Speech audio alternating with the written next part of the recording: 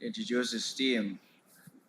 Members, Region 3 would have submitted some supplemental information for our consideration. So what I would like for us to do is merge the information submitted with the paragraphs that we will put so that we can make all of the queries and the questions that we may have in one go at it. So Ario, welcome to PSC. Let me ask you to introduce your team. But before I do so, I would like to remind you of what the Legislative Body of Evidence Act, Chapter 108, which states, every person examined under this act who willfully gives false evidence shall be guilty of perjury. And this is for your entire team as a reminder. And if you are not in a position to provide the PSC with factual information and you need time, time can be provided for you to provide PSC with such information. With that said, can I introduce your team? Thank you, Chairman, members. I am Jagnaran Samwar, President Regional Executive Officer, Region 3. On my right is Mr. Jaikaran, former Regional Executive Officer, Region 3. And on my left, immediate left, is our present Regional Engineer, Mr. Vaughn Solomon. And next to him is Ms. Fort, Erica Fort, present RHO, Dr. Fort. Then I have, come this side, I have the Mr. Ramphal, who is the storekeeper. And next to Mr. Ramphal is our PPO, Ms. Harris. And our present PS Finance, Mr. Wilson. Unfortunately, the previous PS Finance could not have made it today. She asked me to apologize for her not being here. And of course, we have the Permanent Secretary in the Ministry of Local Government. So that is our team, sir. We are hoping to be able to answer your questions as best as possible. If I am unable to answer, then I'll ask the permission of you as chairman and team to refer the question to most likely the former REO or to any other member of the team. Thanks. Thank you, Ario. Members, we have 19 paragraphs for 2017 and 16 paragraphs for 2018. I put paragraphs 768 to 780 and 894 to 900 for 2018. The floor is open to all members. Member Maipo, you have the floor. Thank you, Comrade Chairman. In keeping with my usual opening questions, may I ask the REO to assist us? Well, I am aware that there is a DREO in the region and a REDO. Can the REO confirm that for me, please?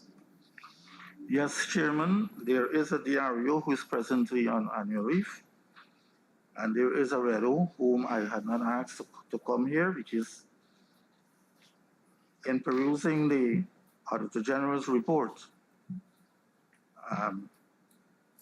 we haven't noticed, and not myself alone, the entire team perused it, and we have not noticed any questions that would be based to the original education officer. So that there's no question relating to education that will require any clarity. So notwithstanding the fact that the DREO is on annual leave, the current PAS Finance is the person who will facilitate. And how long has the current PAS Finance been in? He's been in for several months. Late last year, he took up the appointment. Can I have the month? August of 2021. August of 2021. Thank you very much, Chair. Dr. Mario. Thank you, Mr. Chair. REO, I refer you to 768. 60.467 million expended on drugs and medical supplies. And verification revealed that a total of 4.151 million worth of drugs and medical supplies purchased in the year 2017 could not be traced. So I have a couple of questions here, Arju. So first of all, what process did the region go through to purchase these drugs and medical supplies? And two, was this rectified? Because the recommendation was that the regional administration ensure that purchases are properly recorded in accordance with store's procedures. Chairman, Go ahead, sir.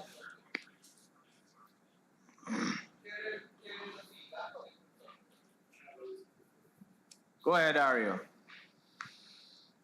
with regards to the question itself, I can only say at this point in time, based on the Auditor General's report, that we have made some inroads presently. I don't know if that is your question. If I'm wrong, please correct me. With regards to ensuring that these items are properly listed and properly shown in the goods received book and then posted in the bin card. But the first question I would want to ask the chairman if Dr. Ford could have a say in it. What's that? 894 to 900.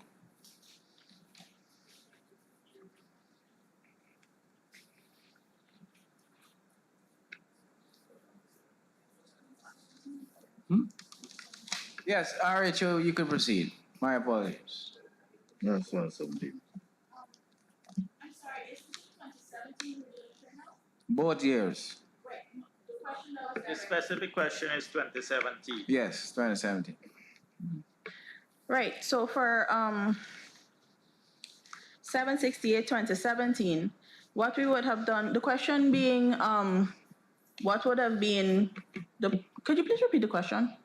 Okay, so $60.467 million was spent on drugs and medical supplies, right? And you find that 4.15 could not be traced in the goods received book or the bin cards presented.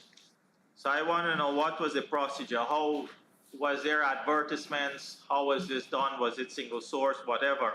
Right down to why it wasn't in the bin cards and in the goods received books. Right, so relevant that question, I won't be able to speak on what the process was in terms of procurement at that point in time. The REO at that point in time may be able to shed some light on that. The only thing that I can speak on is in us trying to verify in terms of why it wasn't in the goods received book. Unfortunately, those files were not available to me. I am of the understanding that they were taken by the Ministry of Finance when there was an investigation being done. There is some paper trail evidence that it was returned, but we were unable to source the documents, the goods received book in particular, in order to be able to track those goods. So I really don't have any more information than that. Maybe the area at that point in time can shed some light in terms of the procurement procedure that was undertaken at that point in time. Sure, if I may. So you don't have access to the goods received book No, I do not. for 2017. No, I do not. And the bin cards, were they updated in any way, or they're still, because Presently, our bin cards are updated as of today. but that is current. Current. Not for 2017.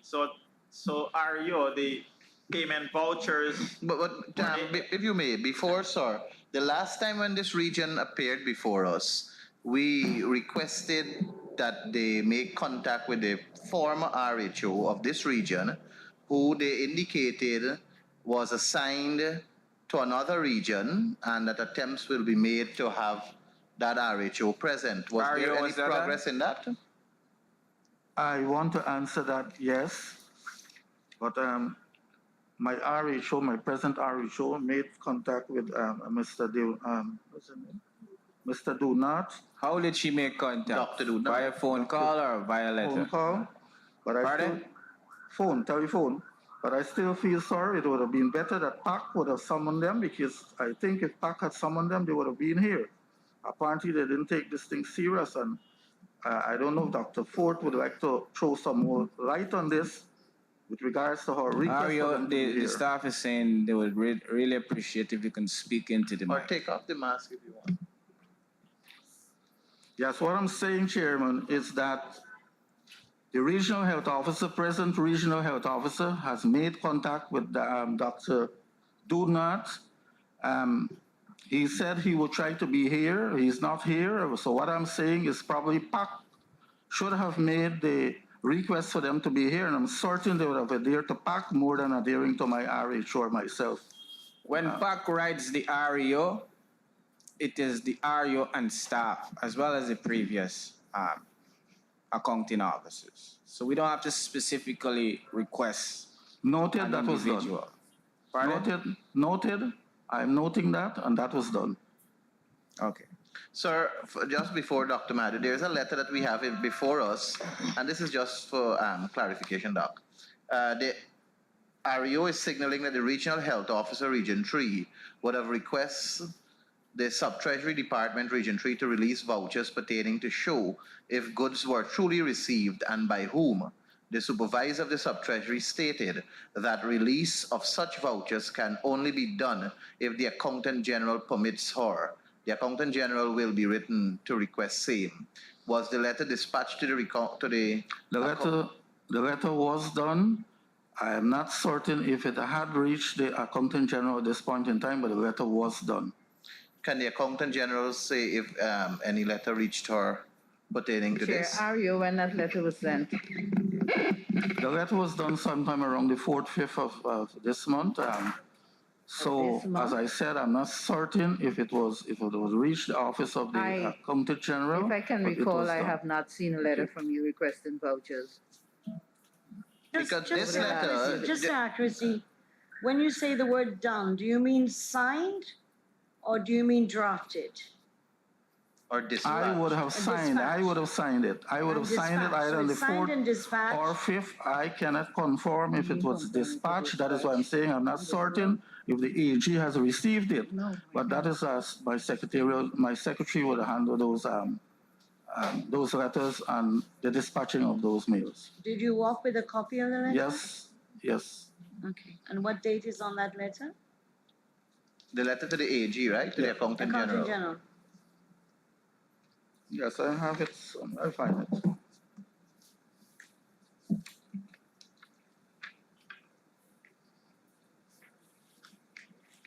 It's dated the 4th.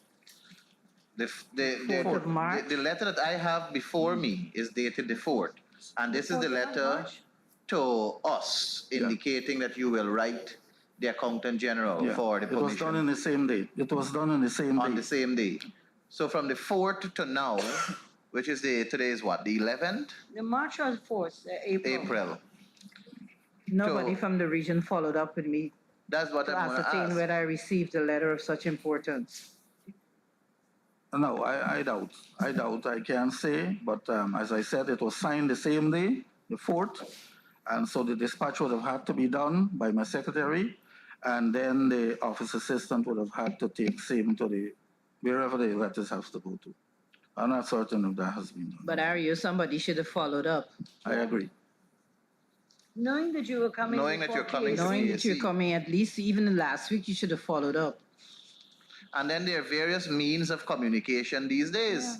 The region, I know, has an active email address, have a functioning scanner, and Most of the requests coming from the regions come to me via email. So if most of the requests that comes to you come via email, this should have also come via Or any email for transaction. When they're expediency. dealing with payroll, they send it by email as well to us. So Ario, I think that's, I honestly believe that's a lapse on your part in terms of following up. Because from the 4th to the 11th, knowing that we have PAC, and it speaks to how serious the PAC is being taken with reference to providing us with clarification and answers. Could I just ask, Mr. Chairman, when we finished the last time, there was supposed to be a meeting with the Audit General, FS, Accountant General, with the region to go through some of the areas to make sure they were better prepared for this meeting. Did that take place, Ario? There was a meeting between myself, the former RE, and our team. The No, but question that's not was the with question I regards asked, to though. the FS meeting you and the auditor. No. office. And the Accountant General. No, No, we have not met with Region 3. So, And the but Auditor Chair, General I reached out to the REO. He was supposed to call me back. So that we could have done a brief meeting, right? But he never did. Ario, this was a request from the PAC to help you get your house in order, so that you would have had an audience with the FS, so that he could provide you with the guidance, so that you would be prepared to make a presence before the PAC. Why didn't honor PAC's request? Could you repeat that for me, sir? The latter part. I'm saying at your last meeting of the PAC, the PAC would have asked you to meet with the FS, the Accountant General, so that they could help you get your house in order, help you be better prepared to make another appearance to the PAC. You have not done so. Why is it that you didn't heed to the... I was not certain who had to arrange that meeting. But the finance secretary indicated, Reach sir, out that to you? he reached out to you and you were supposed to return a call to him. And as the finance secretary, the man who... Chairman, I don't think the finance secretary said that. FS, could you clarify what you said? I said exactly that, Chair. Right? The FS indicated, and I want to reiterate for clarity, the FS indicated that he reached out to the REO, to which the REO is supposed to return a phone call to him. And to this day, that phone call has not been returned. Am I quoting you correctly, FS? Correct. You quoted me correct. Thank you.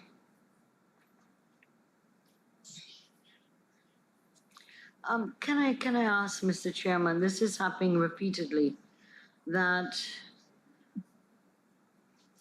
an agency being sent back to return, that maybe the FS Accountant General, Auditor General work out a schedule of them to come back, because there are a number of agents we've sent to come back and they're still not prepared.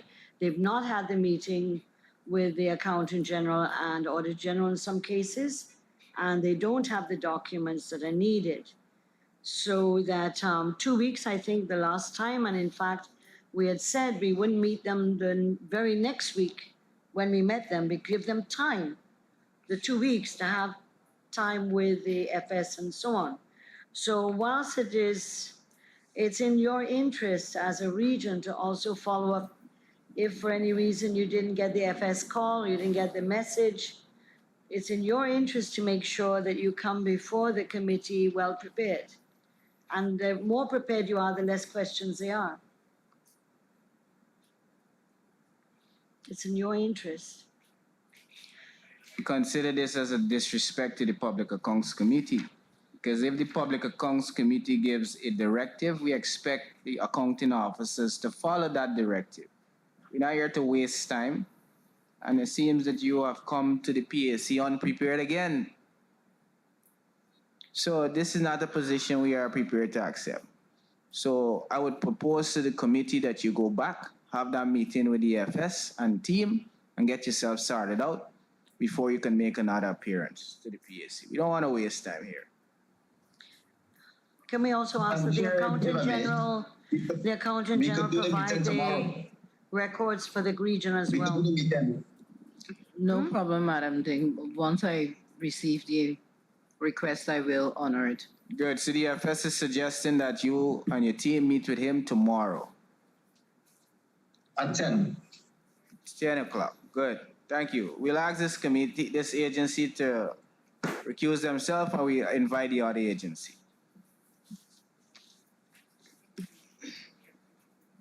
Thank you.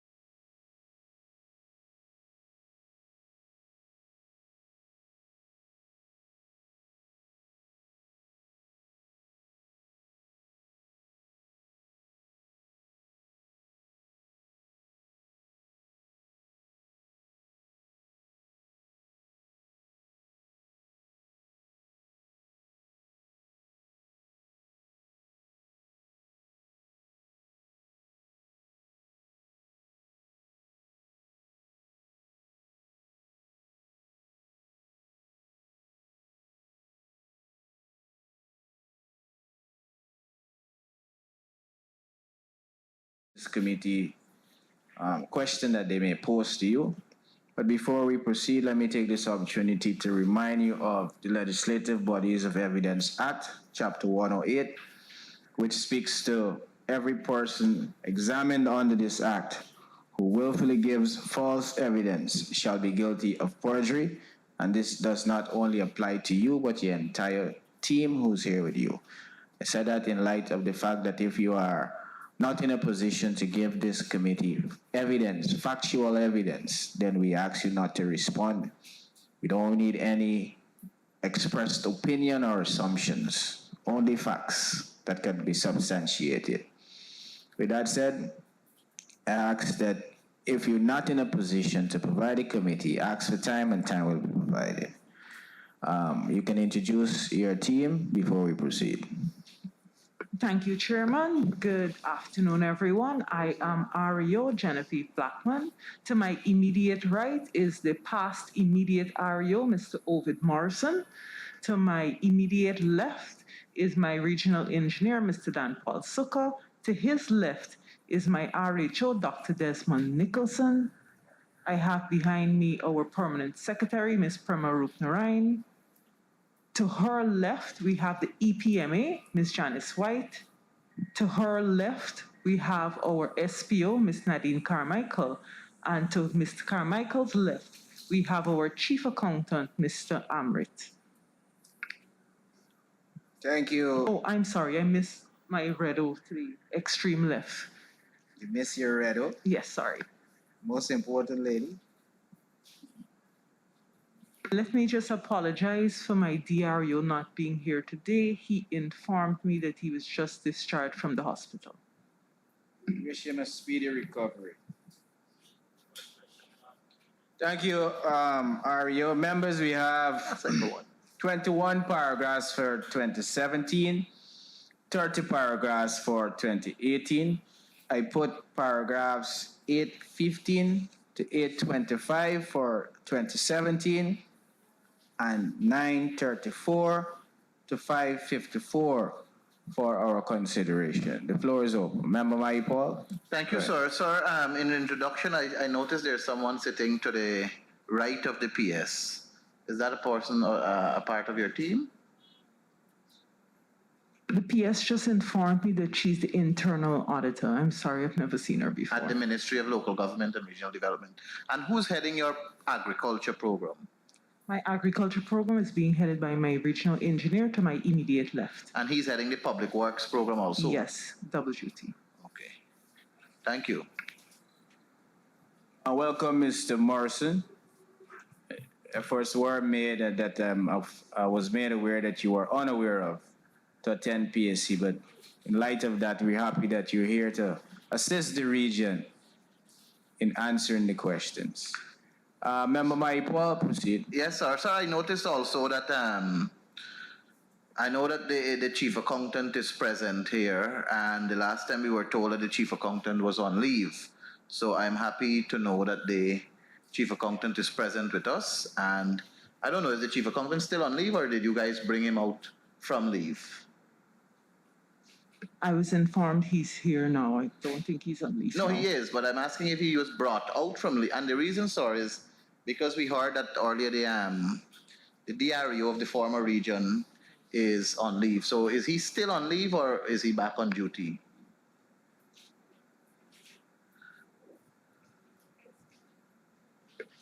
No, he's not on leave now. That's what he said. So he has returned.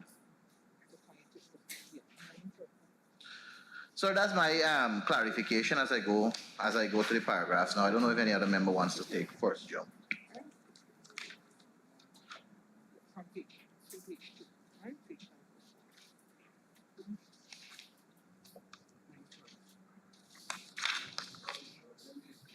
Of course. 27, 8, 15, right? 8, 25.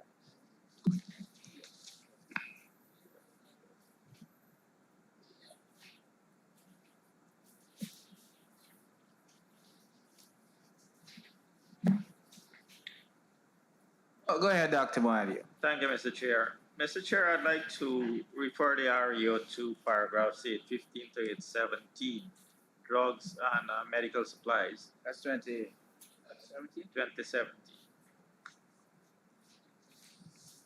And the to find out whether there was reconciliation completed for the drugs received.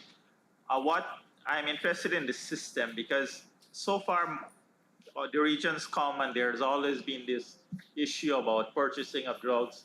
It's not reconciled, some of them not entered in the bin card, some vouchers are missing.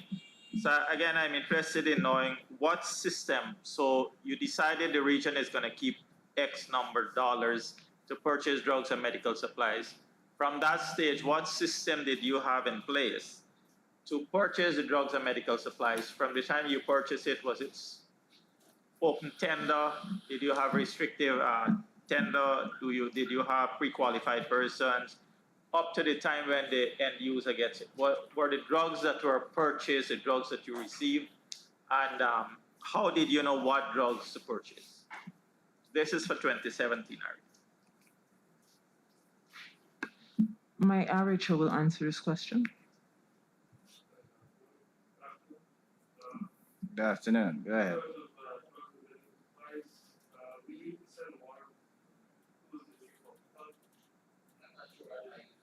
Sir, could you speak into the mic? Sorry. We send the warrant to the Ministry of Public Health. It is usually, I think in 2017, it was about 80%, $130 million. At the beginning of the year, we send a list of drugs and the quantities which we require. We then use a CRIP system, which the ministry will use. Our CRIP system coming out from the region is based on the quantities that we believe will be used, based on the consumption. These quantities are factored in at the beginning of the year before we send this list off to the MMU. We then requisition in parts throughout the course of 2017, for example, for those drugs. What I can say is that we warranted $130 million, and based on the MMU's dispatch, we got $149,962, $283 million worth of drugs. We did observe that there were some missing values on the data sheet that was sent to us by the MMU in terms of prices. So I cannot say specifically the total cost of the drugs that was sent to the region. However, there is a total attached to the document, which I have here in my hands, and I can make it available for the body to examine it if it is necessary. However, if we're asking about the warrants, yes, we got the value, or at least we got the $130 million worth in drugs based on the documents supplied to us by the MMU. So you got more than you sent to the MMU? Yes, based on the documents sent to us. Were you there in 2017, though? No, doctor. Okay, so you're working with documents that you have in your hand? Yes. Okay, so Arya, I'm interested in knowing what, like I said again, what was the system in place? So Doc is literally telling me what is happening now. And based on what he got before, the documents that he received more than $149 million worth of drugs, when Region 5 would have sent $130 million. So how did the region spend this money? I'm interested in that. And so let us say Panadol, you're buying Panadol. Why did you choose to purchase Panadol and not ibuprofen, for example? How were you guided in purchases? Go ahead. Go ahead. You can go ahead.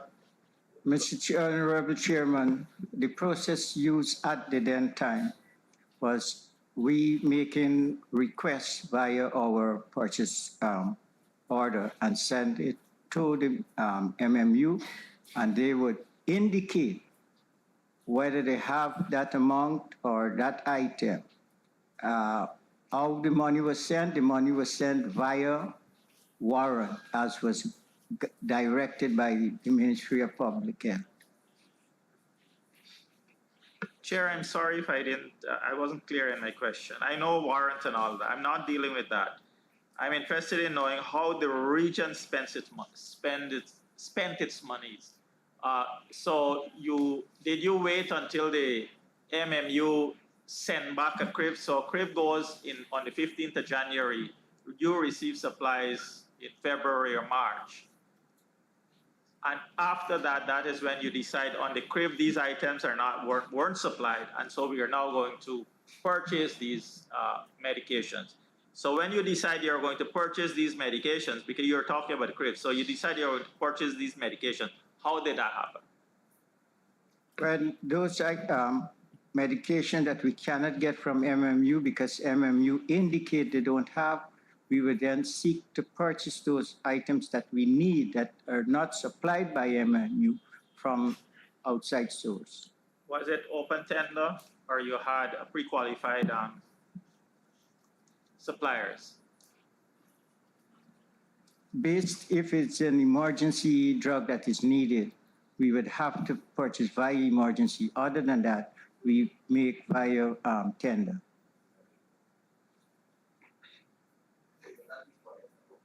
No.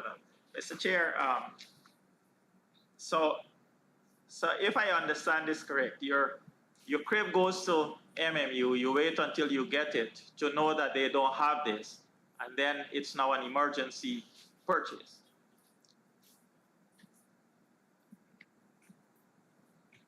Sorry, perhaps you did not understood what I said. I said if we have need for emergency drugs that MMU did not supply us, we would then proceed to get those emergency drugs. Other than that, we do the open tender to get it. Emergency would mean, and I give an example, if there is no insulin and we have a patient coming for that, we have to make sure we have it to save their life. I agree, Ario. I agree, emergency is emergency, but emergency is when the doctor is going to say, we have 50 vials of insulin left. My consumption is 25 per day. So the idea is, I'm asking these questions because we need to put systems in place to correct it now. So there must be a list of drugs that would be considered to be emergency drugs, and not wait until it goes to MMU. MMU says, I don't have, and then a month passes and you don't have the drugs. So, Comrade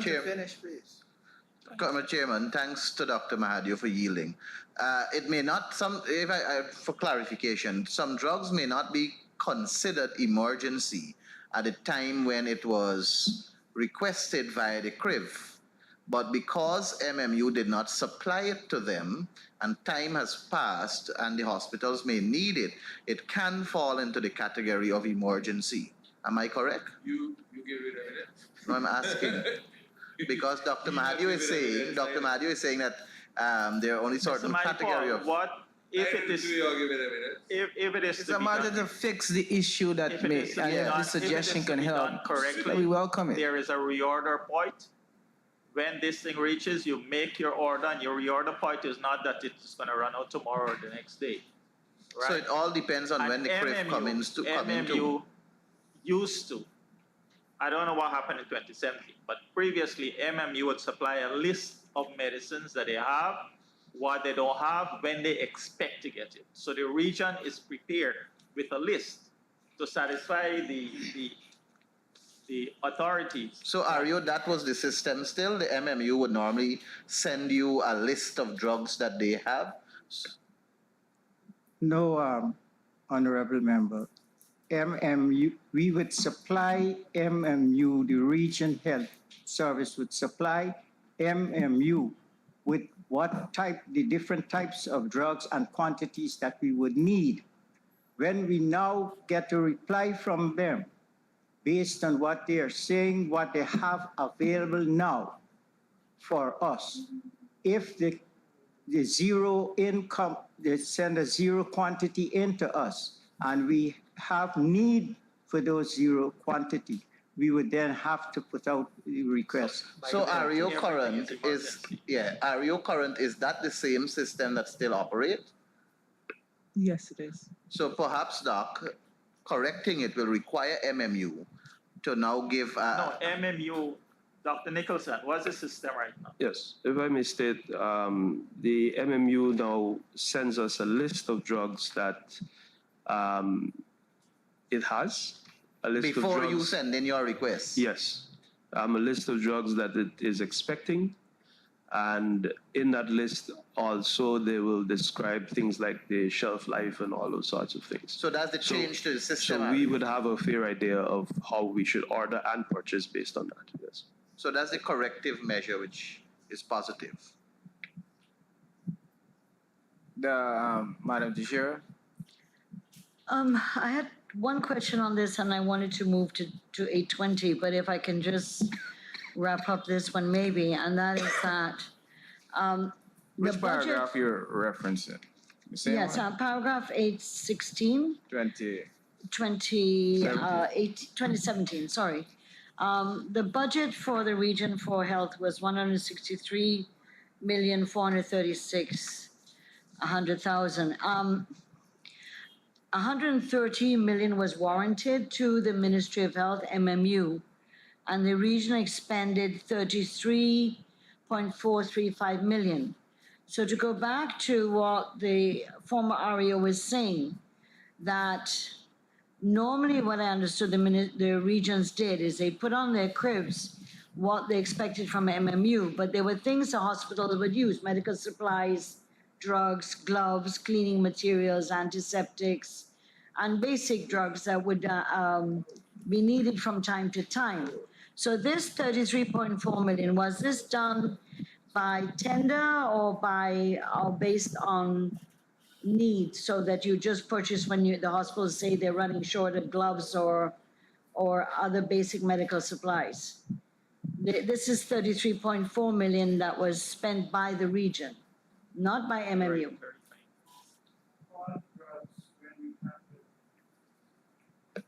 All drugs, when we have to, MMU cannot supply and we have to go, we go via either a purchase order or we tender it out. I've heard that, former REO, that's not what I'm asking. The region spent 33.4 million. This is what you spent directly in the region on medical supplies and drugs.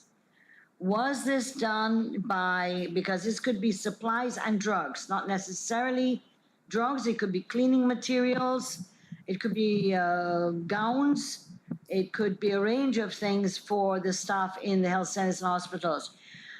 Was this done by procurement, by advertisement, or was it just as it was needed, then you purchased? In some cases, you have that as it was needed, and it depends on the type of perhaps medication needed at that time. Other than that, it was done via our tendering and orders. Could you say how many tenders were held in 2017 for this 33.4 million? I cannot off my head How give many you that. tenders went out? I cannot Publicized? give that off my head. Are there It's still documents in the 20 region for that? 2016 or 2017. 2017. Yes, but I would not recall that just like that. Sorry, I'm speaking away from the mic. I would not be able to recall that mentally 5 to And 6 there are no years records back. to that effect, or easily available? I don't know whether the record system can. Okay, well, supply maybe it. this one you might remember a bit better, or there might be documents to do with that. 820.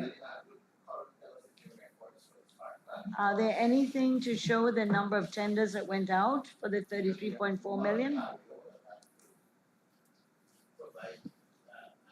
This is 2017. I can certainly check, double check. No, Comrade Chairman. Thank you very much, Comrade Teixeira. These are paragraphs that the current REO is coming to assist us with in terms of guidance. The former REO is here to also provide clarification. And this is a paragraph that is up for scrutiny. This region was here before. So one would have expected that this being a paragraph that requires answer is not an answer for the REO to say she will check. It is something that was supposed to be done. So I'm going to restructure the question, REO, with the fullest of respect. Did you research on this paragraph to have supporting documents to verify the issue that was raised so as to provide us with the clarity that is necessary? And in this instance, the question is, the region is saying that the Auditor General is saying that they spent 33.435 million on drugs and medical supplies. The REO form is indicating that they went through the process of procuring these drugs and medical supply. The region has to have the supporting document to support that this money was spent either by single source, either by restrictive tendering, or by open tendering. So we cannot accept the answer that we will check. You were here before.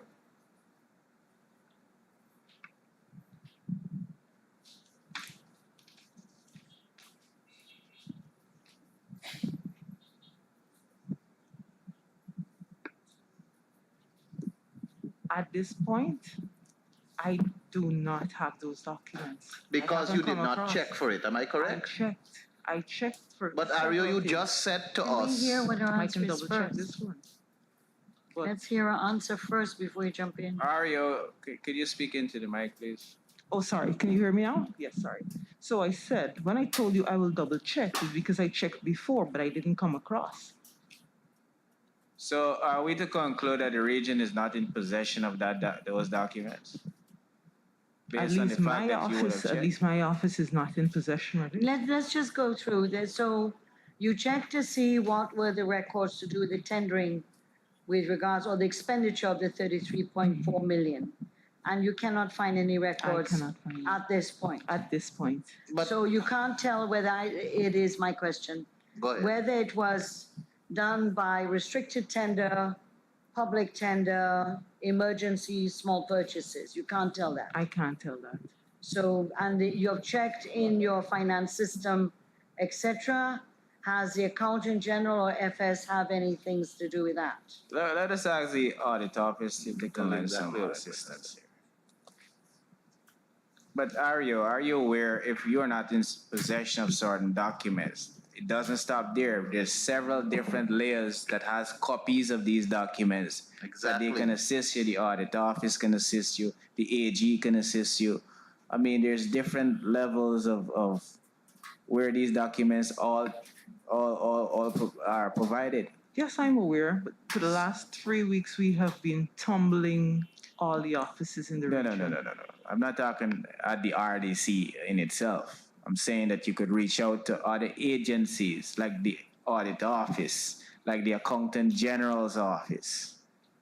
Because all of the checks for all of these contracts goes to the auditor general, accountant general's office. So if you don't have it, you can have a copy from her. All of these are advice that you should heed to when you're coming before the PAC. Sir, can I ask if there was a meeting between the FS, AG, and Region 5 before they appear here, after that first appearance? Chair, if I may, Go ahead. I reached out to the REO, and we had 2 meetings, right? She told me that she was working with the former REO to get the information, right? So based on my interaction with her, I was convinced that she would be in a position to answer the questions today. What she confirmed, what she just told the PSC is what she told me during the meetings that I had with her. And that is, she couldn't find these documents. Chairman, may we, in light of that, ask the acting Auditor General, if I'm correct, to provide some clarification? Go ahead, sir. Through the chair, all we have in our records is a copy of the minutes from the tender board. And for example, I can give you one example. There are 5 quotations for drugs and medical supplies for the health department. But as it relates to advertisements or the method employed in obtaining these quotations, we don't have any information on that aspect of the procurement. We just have the minutes that would state who submitted prices and there's no breakdown or anything attached. So this was I want to know if this region had pre-qualification system in place for contractors to pre-qualify. So in cases like that, you can request of pre-qual contractors to supply, to provide quotations which can go to tender board. Through the chair, in 2017, they had for civil works, but not for the procurement of drugs. Follow up with the Audit General's office. Proceed. Having heard you, sir, talk about that there was a quote system, but there was no evidence of advertisement, etc. And it is $33.4 million. Wouldn't this have been included as a concern of the lack of records of the the RTB, which you have put in a number of regions, but it's not in this one? Having heard your response, that's why I was asking about the 33, whether there were records. If she doesn't have records and you didn't have records, then something's really questionable, and why this wasn't flagged by the Auditor General's office.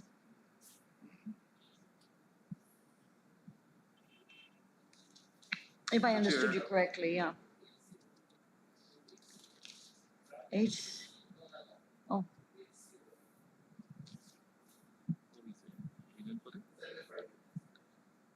Sorry. No, I thought you were talking about that thing.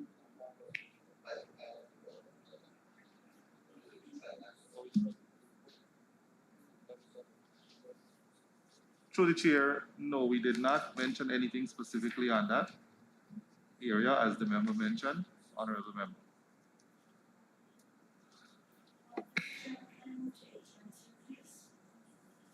Move to 820 paragraph, 2017. Yes. This was raised in another region to do with, again, a tendering process. This is regarding 90 million for NDIA, of which the full sum was expended. It revealed that there were 18 contracts amounting to 59.1 million was awarded to one particular contractor. So 18 contracts, 59.1 million, one contractor. The projects, according to the notes of the Auditor General, these projects were not advertised publicly, and as such were procured by restricted tendering, although the Regional Tender Board used the word selective tendering. The reason given was that the procurement had to do with emergencies. No reason was given under this method for the procurement of the other 8 contracts. And further, 8 of the 10 contracts awarded on September 7, 2017 and recorded on the Regional Tender Board minutes was valued at 21.5 million. But these contracts had no commencement and completion dates stated as a means of ensuring the works were completed within a stipulated time. The reason why I read all that, because there are a series of questions to ask about this. One is that since there was no public tendering, and could one explain how 18 contracts were given to one contractor, even under selective or restricted tendering? Secondly, could you say what were the emergencies in 2017 that led to one person being given 18 contracts? And thirdly, why was it that 8 of 10 contracts had no commencement and completion dates stated? So these are 3 breaches as far as I'm concerned. So in the 18 contracts that went to one contractor, were they engineers' estimates for these works? And how were these selections done? In the sense of the engineer's estimates were used to guide under restrictive tendering? And who was the engineer at the time?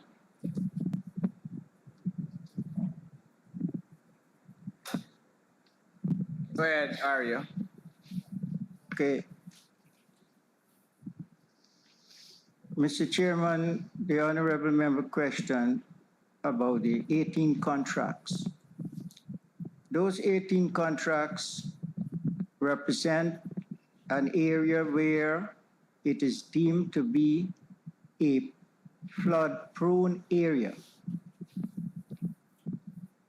28, 29, Hope Town, those are flood-prone areas. As a result, the decision with the rainy season that hit us in 2016, December 23rd, flooded those communities. We took a proactive position to ensure that we clear those drains and canals so that we would permit farmers to traverse, to have their catch crop and whatever available. Why 18 contracts was given to one contractor? It is simply because, as the accounting officer of the region at the time, those that tendered, either A, was given assurance that they are going to rent a excavator from somebody, or B, that they do not have the different types of buckets required by the accounting officer to carry out the exercise. For example, you cannot hope to use a bucket when you're dipping into a canal to remove slush or weed and bringing all the liquid water from the canal onto the pathway or the roads that people have just traversed. And that is why that contractor, who possessed 3 different buckets to deal with the requirement, was given the upper hand. The rest was given contracts based on whether they have that particular bucket and we need that bucket only for that area. Can I then do follow-up? Could you state when were the 18 contracts issued, the dates? Offhand, I would not, but I'm sure the file would be able to help. Can I ask the REO if you were able to find the dates of those contracts were issued? 18 contracts to one contractor. It could have spilled out through the whole year. It could have been 1 month. I don't know. That's what I'm asking. When were the 18 contracts issued? This is NDIA? No, sorry, Drainage and Irrigation Works, not NDIA. Honorable member, if I may, I don't have the dates, but according to state audit, they were awarded on the 7th of September, 2017. So this is 2017? 2017, the 7th So of all September. 18 were issued on the 7th of September, 2017? 2017. They were awarded 10. And they did not 10. go to National Tender Board? Huh? No, they're regional tender board, and they're minuted in the Regional tender 18 board. minutes, the 16th of 2017.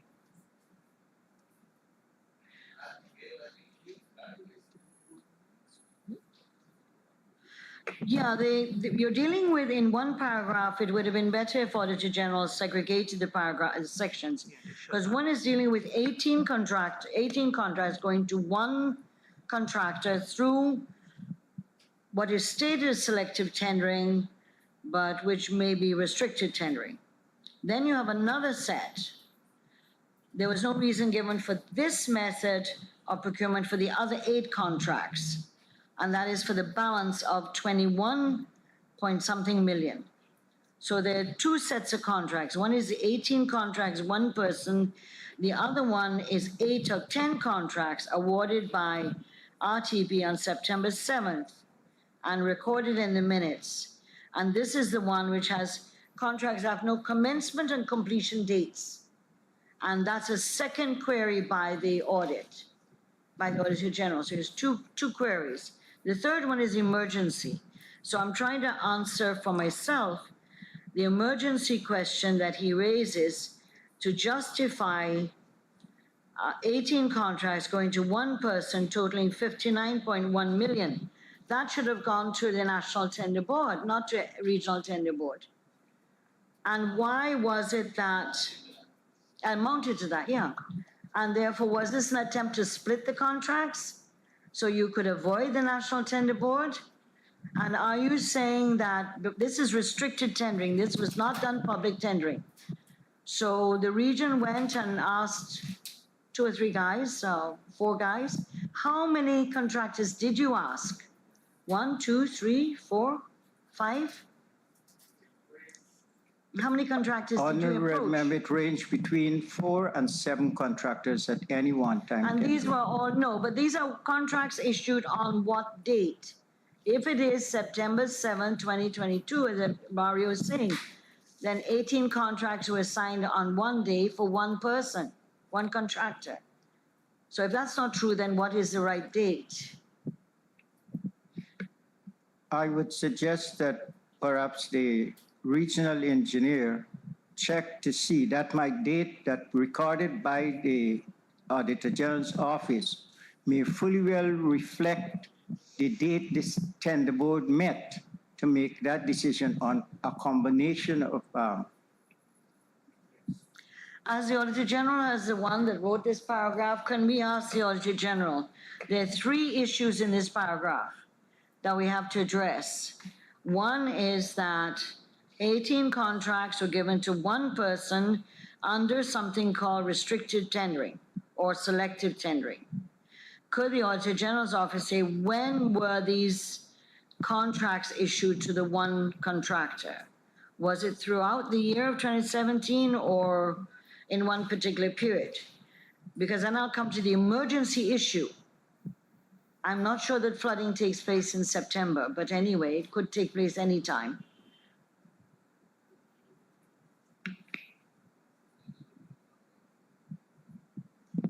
Yeah, so that's one question with the Auditor General. The second issue is to do with the commencement and no completion dates on the 8 of the 10 contracts. Were the Auditor General able to find anything on these, and who were they given to? Same one contractor or other contractors?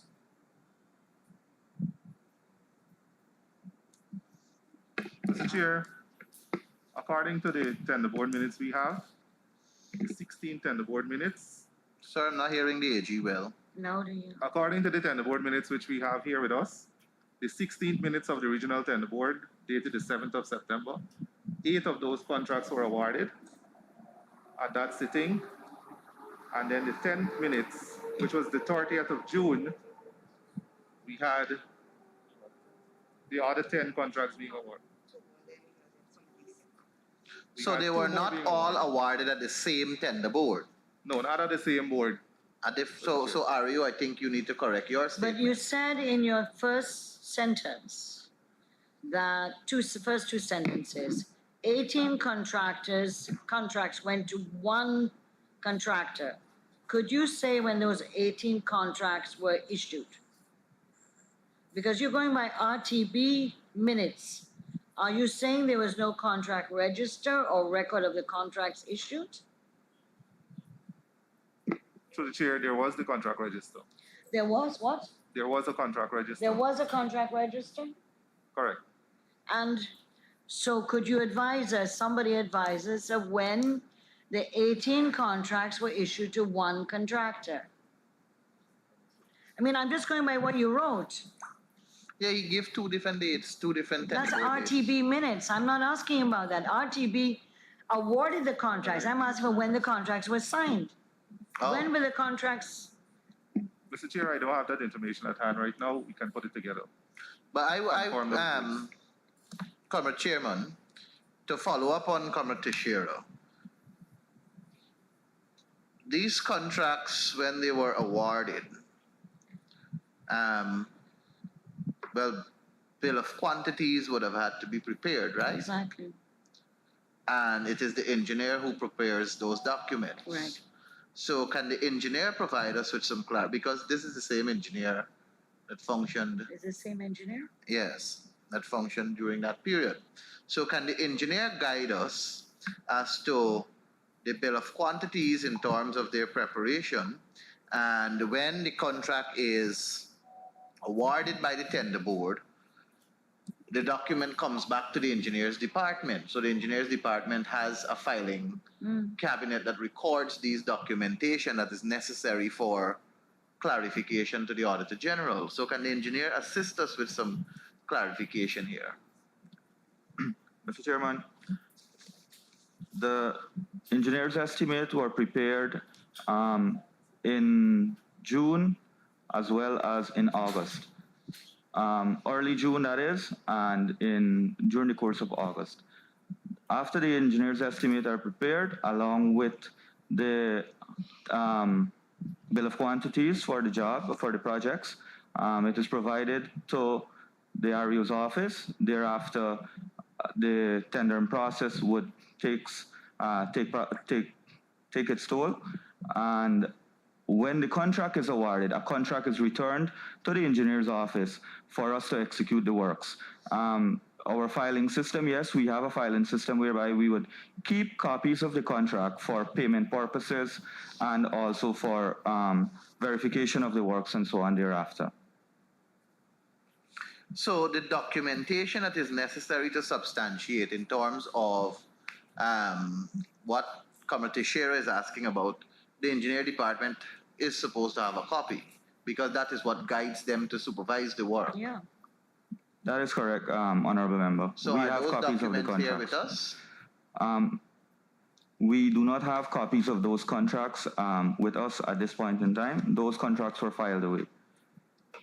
So is it a fair assumption then that you did not come prepared to answer these When you questions? say the contracts were filed away, what does that mean?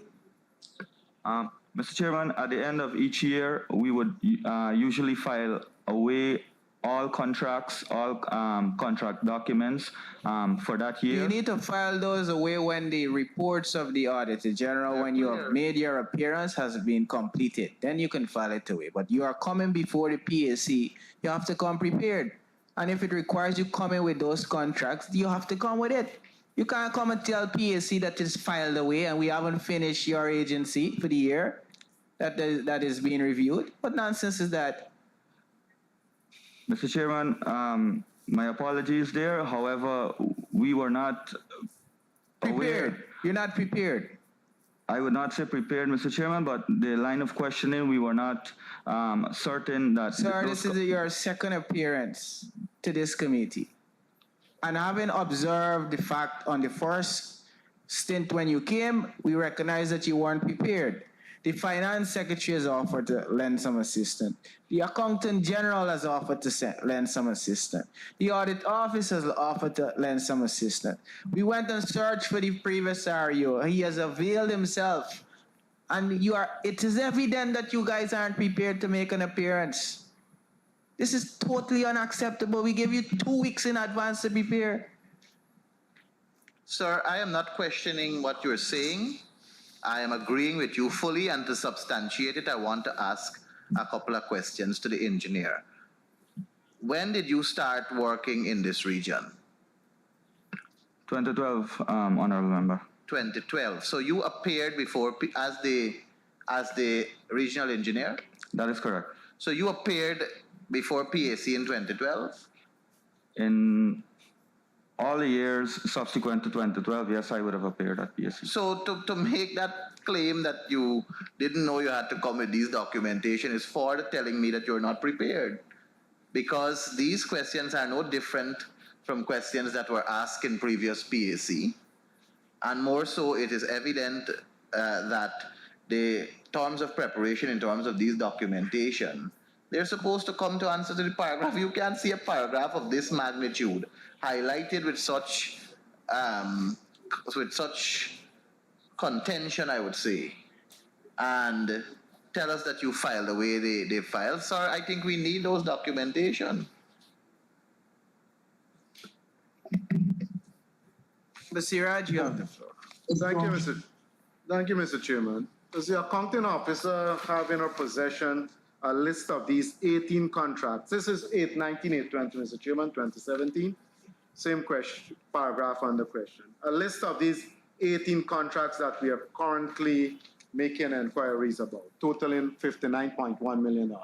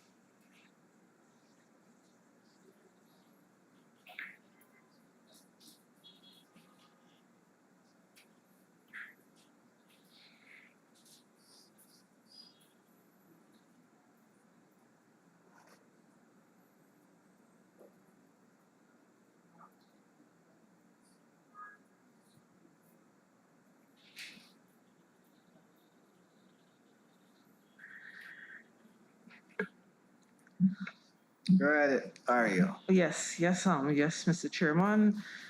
At this point, I'm not in possession of that list. Mr. Chairman, is the region in possession of the 10 contracts that are deemed emergencies? Mr. Chair. Can I defer the question to the audit office so they could guide me on the 10 in question? The 10 in question. So you're saying you want to defer it because you're unable to answer? I'm merely asking for assistance. So you cannot answer the question? Did the REO bring any documentation from her office on this paragraph? Is there any documentation in your remit there? The only documentation I saw was the minutes. No, not what you saw, what you brought before you. Is there anything that you brought to this paragraph? On this particular paragraph, I don't have much.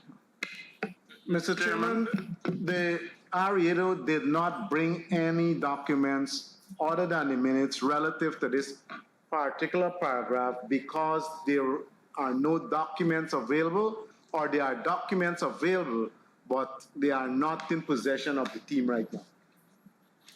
Ario?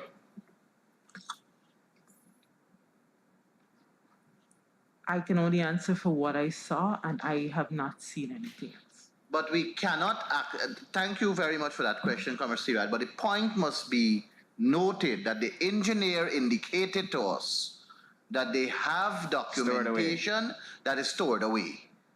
So when the team, the regional administration of Region 5 met and were supposed to sort out this paragraph, those documentation should have surfaced. And the region should provide a reason why it didn't surface. Further that, Mr. Chairman, can the team advise PAC by what is meant by selective tendering?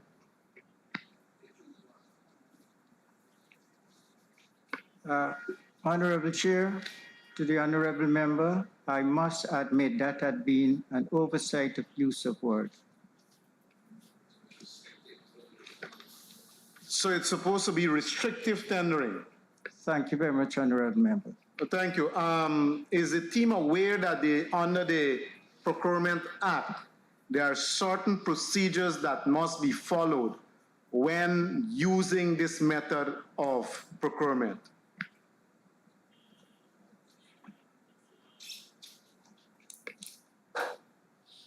Yes, honorable Chair, to the member, yes. Was this process followed? the process was followed by utilizing the regional publication network within the region, and that is Facebook and everything, informing all the relevant persons that can make an application. Region had pre-qualification for this. That's correct, Honorable Member. Mr. Chairman, Go ahead. and as much as I was absent, I was following.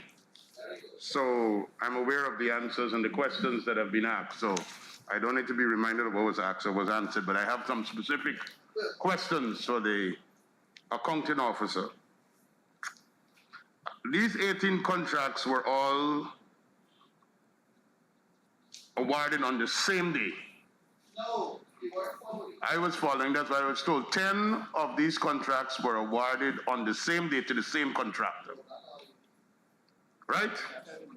10 emergency works were awarded to the same contractor on the same day, and I heard about the size of the buckets and all the rest of it that lent to that award. Could the Honorable Accounting Officer tell PAC what specifically the bid document required?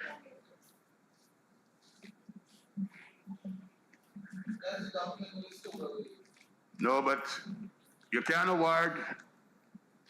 I want to know what the bid document asks for that made this person get all the contracts. So I agree with you, but you're supposed to have the documentation. You're asking me to guess now I'm not there. No, that won't be accepted. I don't want anybody to guess, but if we know that, but the same way we know about the bucket size and all the rest of it, tell me what was required. Are you in possession of that document that gives the specifics of how those contracts were awarded? Either of the two are yours. My knowledge of recollecting that is that when they were pre-qualified, they had to say what they have available and what type of work they would be willing to execute. That is how, even though we tried some of the other bidders, and as a matter of fact, in one case, one of the bidders that was given a contract, the engineer is here, can verify it because he brought the complaint to me, where the road shoulder was damaged because the bad equipment was used, bucket. Now, these contracts were for D&I works. Could you tell PAC how many pre-qualified contractors to D&I works there were in Region 5 at this particular time?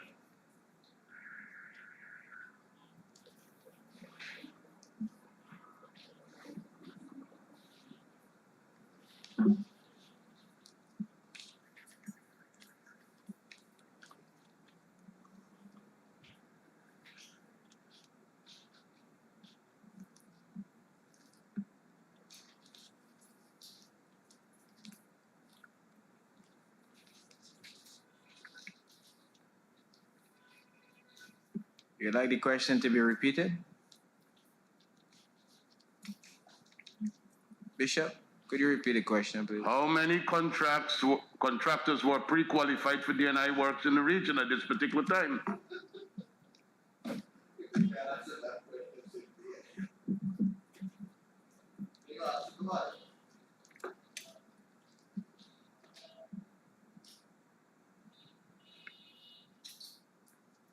Members?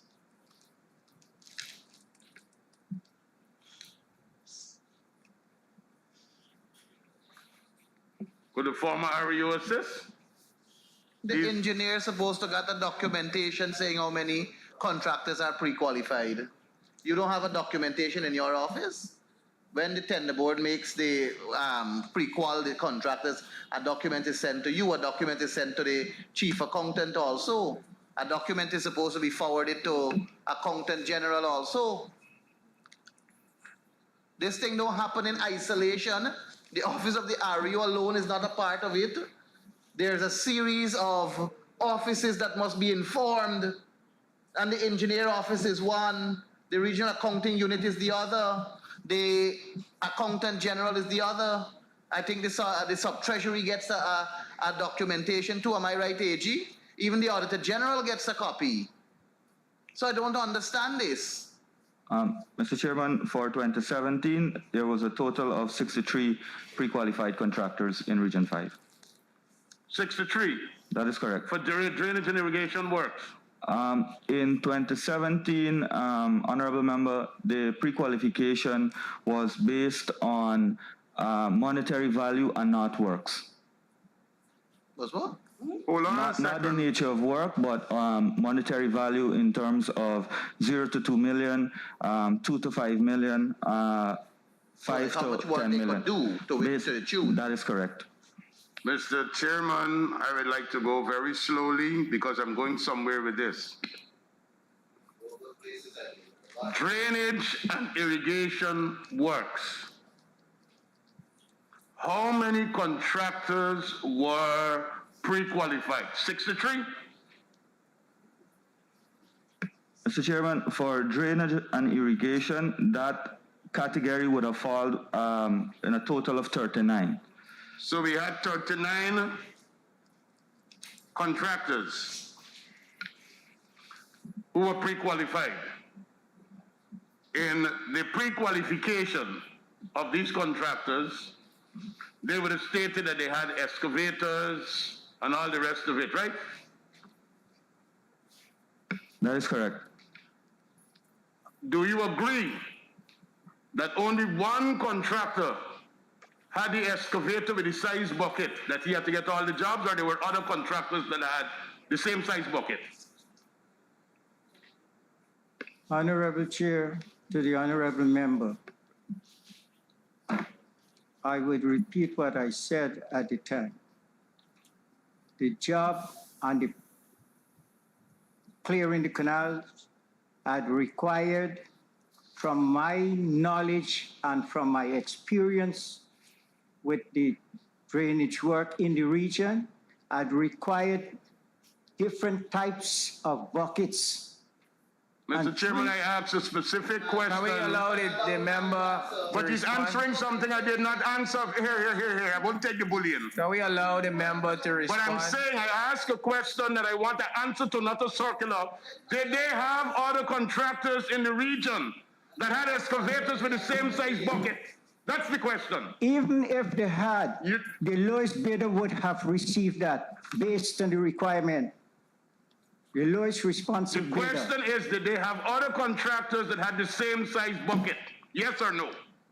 I, at this time, would not be able to give you that directly. The engineer may be able to say if they have 1, 2, or 3. I'd like to get an answer to the question. Mr. Chairman, I am not privy to the bid documents per se. That goes through the evaluation committee. So I would not be able to say what documents were submitted when the pre-qualification was being done. A list is generated after the pre-qualification with all the pre-qualified contractors, and that is the list that is provided to me. But I'm asking a question that is based upon what was given, that the justification for the awarding of this job had to do with the size of the buckets.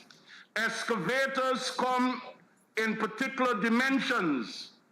And when contractors buy, you got this size, and this size. Out of the 35, only one person had the same size bucket that was required for this job?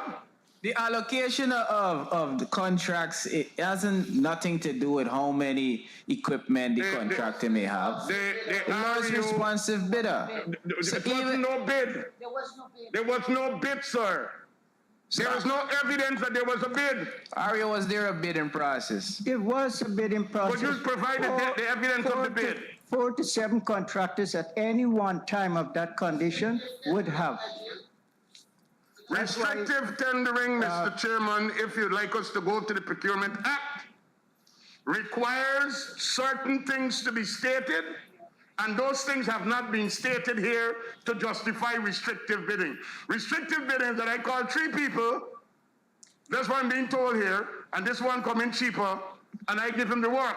But before you could go to restrictive bidding, you have to show that the people you're inviting are the only people who could provide this service. Yeah. You can't ask 3 people to bid if 35 people I don't know why you're shouting shouting on me, but what I'm saying, the REO indicated to us that he used between 4 to 7. But how many were qualified? You don't hear the man said if you got a number of 35. But at the end of the day, I don't know if you're rowing with me. I really don't know if you're rowing with me. But I'm saying to you, no, but then you are going, the question that is put, the REO indicated that he uses between 4 and 7. And the lowest responsive bidder gets the contract. We are asking for documentation to support. Members, I don't understand Mr. on what basis we Mr. Chairman, may I remind us, if we're going to use restrictive bidding would come in a case like if you're buying arms and ammunition, and there are only 4 dealers in the country. You write all 4 dealers. You're buying. Jill, Member Jill. Members, Member Jill, I'm on the floor. Member Maipal, I'm on the floor. Mr. Maipal. Members, please let us be reminded when we are dealing with the members that come before the committee, let us endeavor to be respectful. Okay? Good. Mr. Chairman, I'd like to remind again. You have the floor. The method that was used, that was defined as restrictive bidding, could only be used if it is a specialized service that only a certain limited group could provide the service. Like if you're going to buy gas for the hospital, there's only certain people in the country provide that, you go to them to quote. You're providing, which is oxygen, you want arms and ammunition, it's only a certain amount of dealers. Excavators and people to do D&I work, 35 people in the region.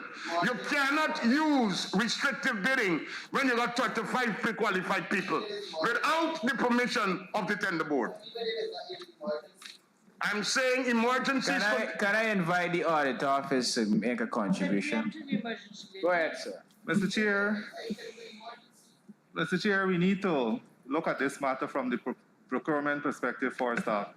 Honorable Member Edgell is correct with the method of selective when it's only limited. It's a specialist area. Only a certain amount of contractors can provide the service. 1. Recall the engineer, I think, mentioned that they pre-qualified based on a cost basis and not on technical requirements. So if they would have pre-qualified on a cost basis, putting brackets to who would be entitled to certain contracts, then what I'm hearing here with the REO saying that a bucket, that would have not been a consideration in the pre-qualification. 1. 2, if it's selective and you have 35 contractors that were pre-qualified for D&I works, what is the grounds for just calling 4 at any given time with this one inside? Lastly, what I like to say, emergency. Emergency works, it is what it is. It's emergency. When we would have examined it in the board minutes, started as emergency works, but still we had 3 quotes.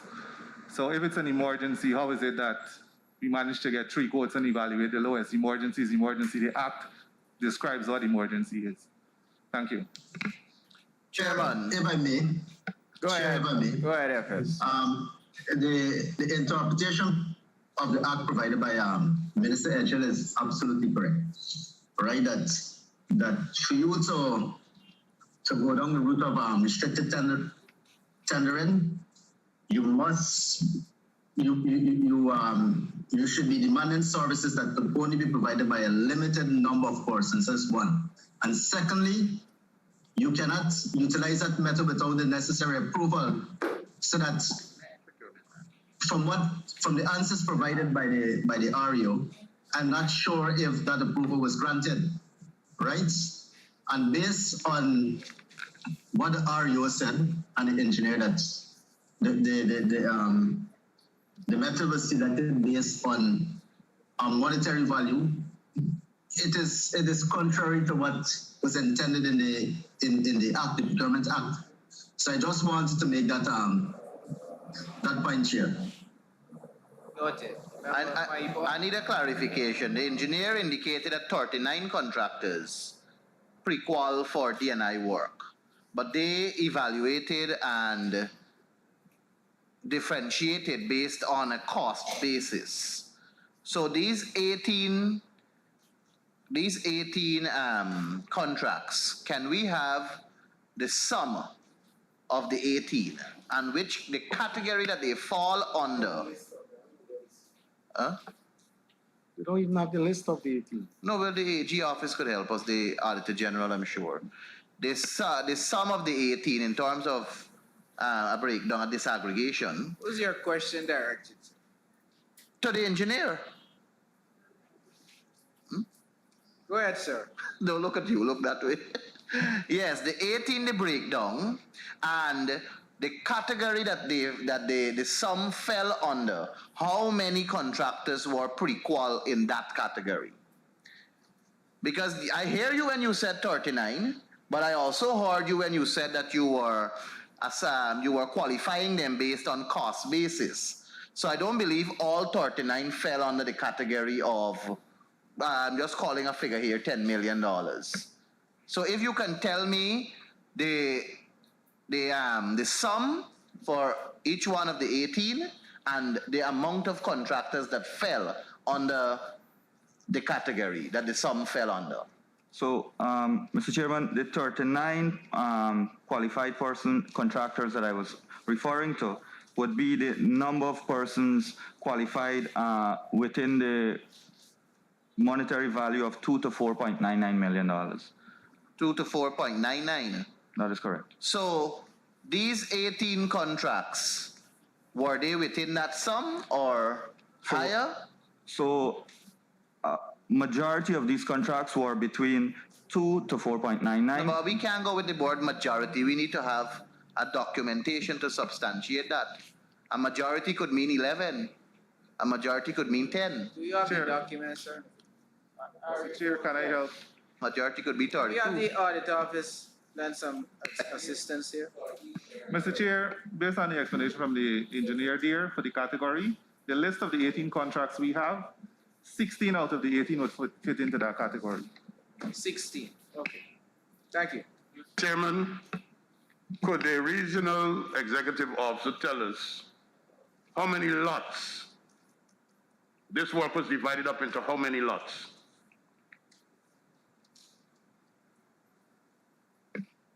Mr. Chairman, to the honorable member, at this time of 2017, mentally I cannot recall that now. Could the REO present provide that information? The documents should be at the Regional Democratic Council. Mr. Chairman, civil works in excess of 15 million. So you no longer want a response to the question? Yes, and that I'm following up on why I need the let me information. allow the response to come, then you'll follow up. Yes.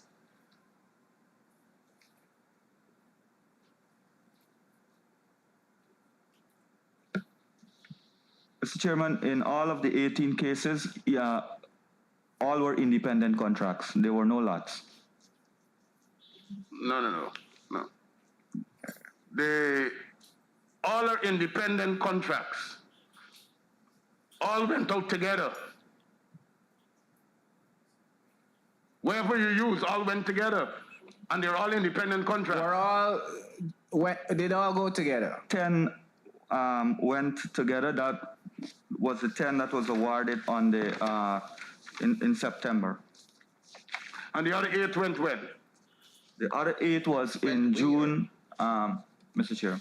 1 was in June, and 1 was in September. 10 were in June or 10 in September?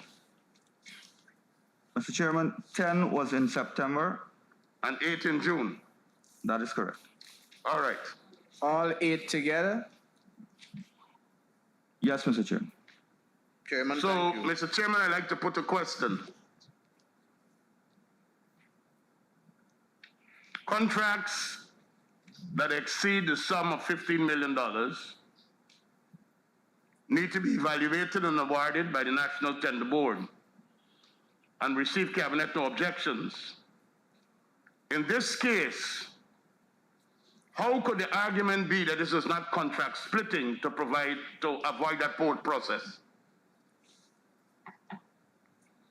Mr. Chairman, that could not have been contract splitting when the geography and the location where the works were expected to be executed were in different communities. That's the reason why I asked how many lots that you couldn't remember. If the question, Committee Chairman, through you, if the question had asked to list or name some of the communities. No. Contracts go out in lots, sir. Well, Contracts, I think if you're an accounting officer and you're engaged in procurement, you know, contracts go out in lots. Lot 1 is Chesney. Lot 2 is Firish. No. That's the way procurement is done. Identifying where the work is to be done in lots. But if it's being done at the same time in the same area. If it is being done in the same time in the same area, Lot 1, Chesney 4th Street. Lot 2, especially if you're going to these small sums. If you don't do it like that, you are basically contract splitting, especially when it's the same person have all the lots. And you don't issue it out in lots. There's no way to circumvent procurement, sir. And no explanation will satisfy me on this. Sir, I want to ask a question on the same method of procurement. Because I noticed Proceed. I noticed that the word used in the tender board minutes is selective tendering. And I hear the REO when he spoke about 4 to 7 contractors being requested to submit documents. And I just need this guidance, and perhaps the Finance Secretary or the Auditor General can guide me, because I am guided by the Procurement Act here of 2003, and they have here method of procurement of goods, construction, and services and their condition for use. And there are 3 different methods. One is open tendering, the other is restricted tendering, and the other is requests for quotation.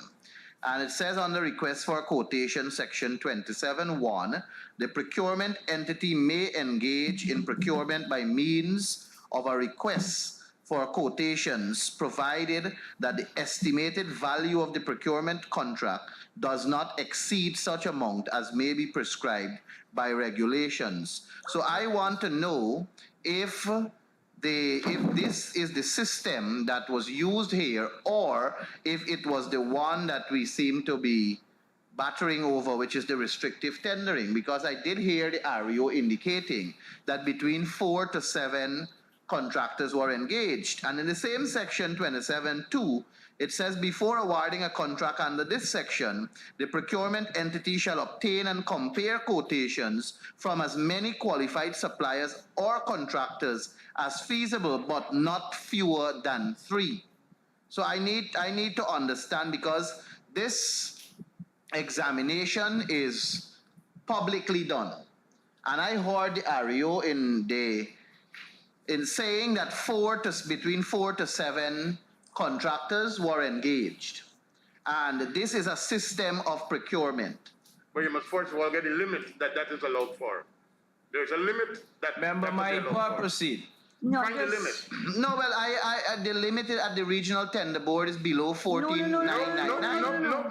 Let's clarify the issue. Has a separate limit. But capital and current Separate both carry, limit. not capital and current, 750,000, that's the limit. that's the REO's limit. That is the 3-code system. Yes. And that that's the is only the one it three- is to use for. That is the 3-code system, I 750. want some clarification in terms of where that is 250? stated. For services? and Services and the limit is not $1 million. no, I It's less than $1 million. understand that. The clarification I'm seeking, the Procurement Act is telling us that methods of procurement of goods, Yes, we construction and services, and their condition for use is three types they're giving us. So I am asking the technical officer to advise us if this is not a method that could have been used. Not for the It sum. couldn't, not for the amounts. But what is the sum? We didn't get the sum? There are limits that the REO as an individual could make. There are limits that the tender board, regional tender board could make. And there are limits that go to the national board. No, I'm not When it comes to disputing the- that. When it comes to the three-code system, that is to facilitate expeditious works by the accounting officer. Tender board requires procurement I am not processes. disputing all of that, Comrade Jill. I'm not First of all, disputing it. you're I am saying you and Comrade Teixeira are I haven't saying said to anything me yet. that your mic on and I'm hearing you. I'm waiting. You guys are saying to me that I have to find out what is the limit for this. What was the Point REO's me to limit? the document that tells me, the legal document Mr. Chair, that tells Mr. me. Chair. Regulations. Hold on, everybody. okay. Can I Point me to invite it. the Let her Accountant answer General then. to Let Mrs. Chapman answer. provide a Cabinet response? decision was issued on the 26th of January 2016 with regarding the restrictive tendering. Restrictive tendering is $3 million in the case of contracts of goods and services, 10 million in the case of contract for construction, and request for quotation $1.5 million. Community participation $5 million. And all of which with the approval of the NPTAB, isn't that correct? That's correct. So you can't do it, Member. even if it's eligible, you can't do it So unless you the have three NPTAB code, all written right. approval. The three-code system is what's the limit? $1.5 million. That So- one is just open. So that was 1.5 Yeah, million. 1.5. So the question now, how many of these 18 contracts were 1.5 million and below? 3 million and 10. The answer already given. Well, I didn't hear it. Perhaps Between it's, 2 million and perhaps it's the same time you were disturbing me. Between 2 million and 4.99. That's why I asked you. No, the engineer said to his The recollection. general says 16 of those were between 2 million and 4.9. Now, don't let me just pretend we didn't hear. No, I tell you, I didn't hear it. Okay, good. So AG, can I have a copy of that document, please? And that document still stands to date? That's correct, because there was a circular that was issued in relation to that. So that's the last amendment. Gail, So I it might still change it. stands. The other issue, Mr. Chairman, to go on, I think we need to emphasize that the REO said early on in a response to a question I asked about emergencies, and I think we have to take note of this, that the reason given in here is that there were emergencies. When he was questioned about it, the REO said that because they had floods the year before and there's a flood-prone area, they decided to be active for the next year to go out to all these, to have all these works. But it wasn't that there was an emergency. They were trying to preempt by current maintenance work the prevention or reduction in case there was a flood. So it's incorrect what's written here that it was emergencies. There was none.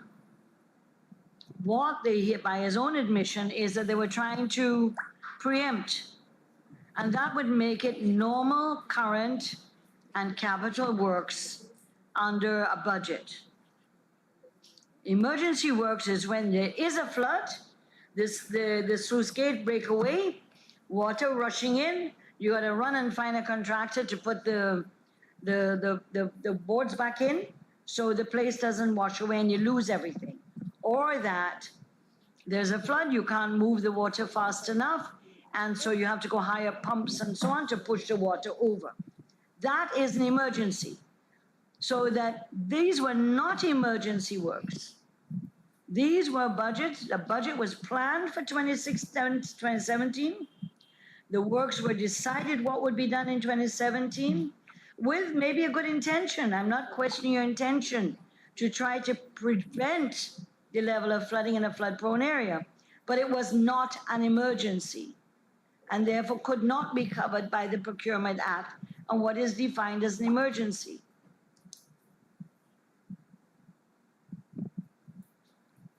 Member Siraj, you have the floor.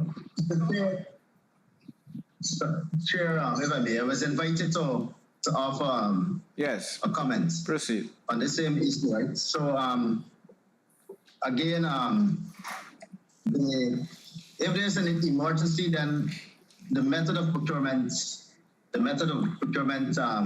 best method would have been single source, the single source method, and not the restricted method. It was clear from the presentations of by other members that the three-quote method could not have been used in this particular instance, and that the restricted method is what was utilized. It is also important that when you're using this method that you follow closely Section 26 of the Procurement Act. And what 26 is saying is that when you're applying this method, all the persons who you believe are eligible to execute these types of works should be invited, so that you cannot take a short list of a short list. You're supposed to invite all of the persons who are capable of doing this work. That is my contribution, Chair. Thank you, FS. Member In Siraj. summary, Mr. Chairman, this Member is... Siraj, you have the floor.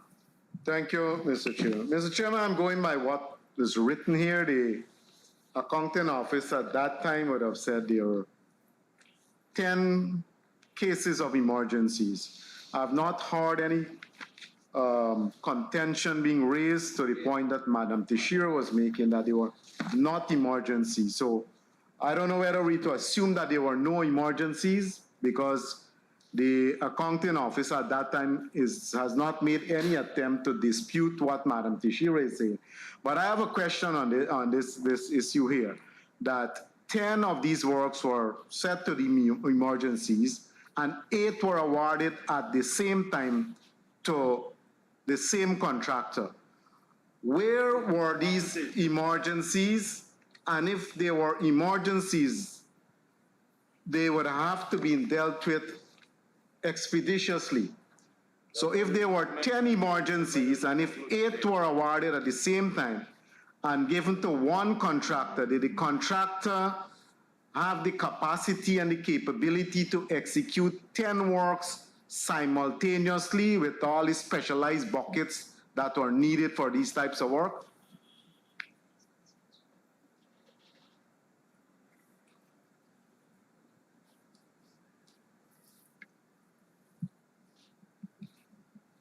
Honorable Chair, as I said before,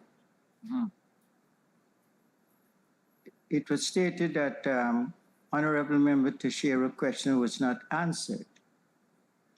Anybody that is knowledgeable of the area that is called the flood-prone area would know fully well that September or July, you would always have that situation with the slightest rainfall. Why? And I'm hoping what I'm about to share would help. We are in a rice cultivated region. The fertilizers from the rice industry, when they have to let out the water, carry that residue in the canals, cause the weeds to grow, because workers who are supposed to remove those weeds spray instead of desilting. And the weeds over a period of time form a foundation, reducing the capability of those canals to hold water during rainy seasons. So we cannot, even though the area continue to be suffered during what is perceived maybe in Georgia or other regions to be dry zones, we cannot wait until that time, or else the farmers, the catch crop farmers, the cattle rearers would suffer. And I mentioned 2016 was a living example many farmers lost. Mr. Mr. Chairman, Chairman, Yeah, there's Mr. Chairman, I was asking a specific question. I didn't want to Yes. interrupt the former REO, but my question is that if you are saying you awarded 18 contracts of the 18 10 emergencies to a single contractor, the question was asking that, and he went on to say that these areas are different areas. My question is that whether this contractor had the, and we would also, the PAC would want to know the name of this contracting company, because it appears to have huge capacity. If this particular contractor has the capacity to execute works on an emergency basis in 10 different areas at the same time.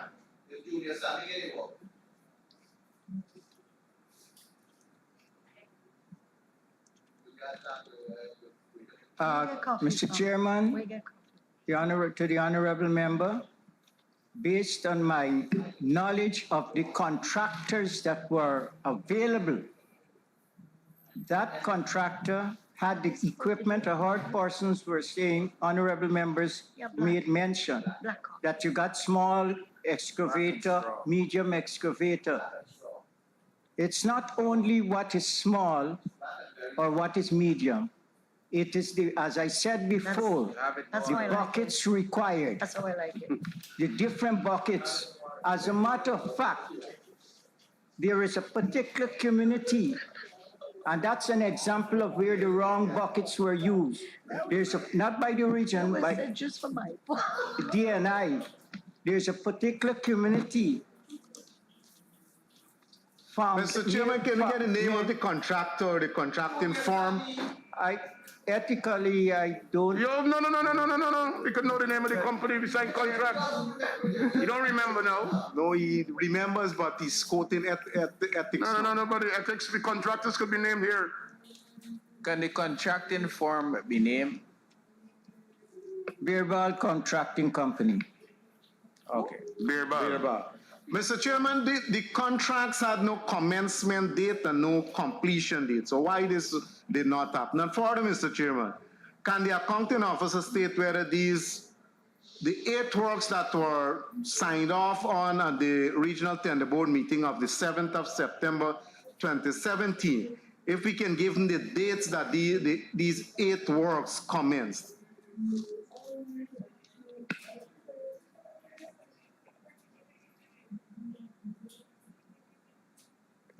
Honorable Chair, for me to give that information without having the document is rather impossible, for knowing it's 2017, and I have not been exposed to those information at this time. Is the region in possession of those documents?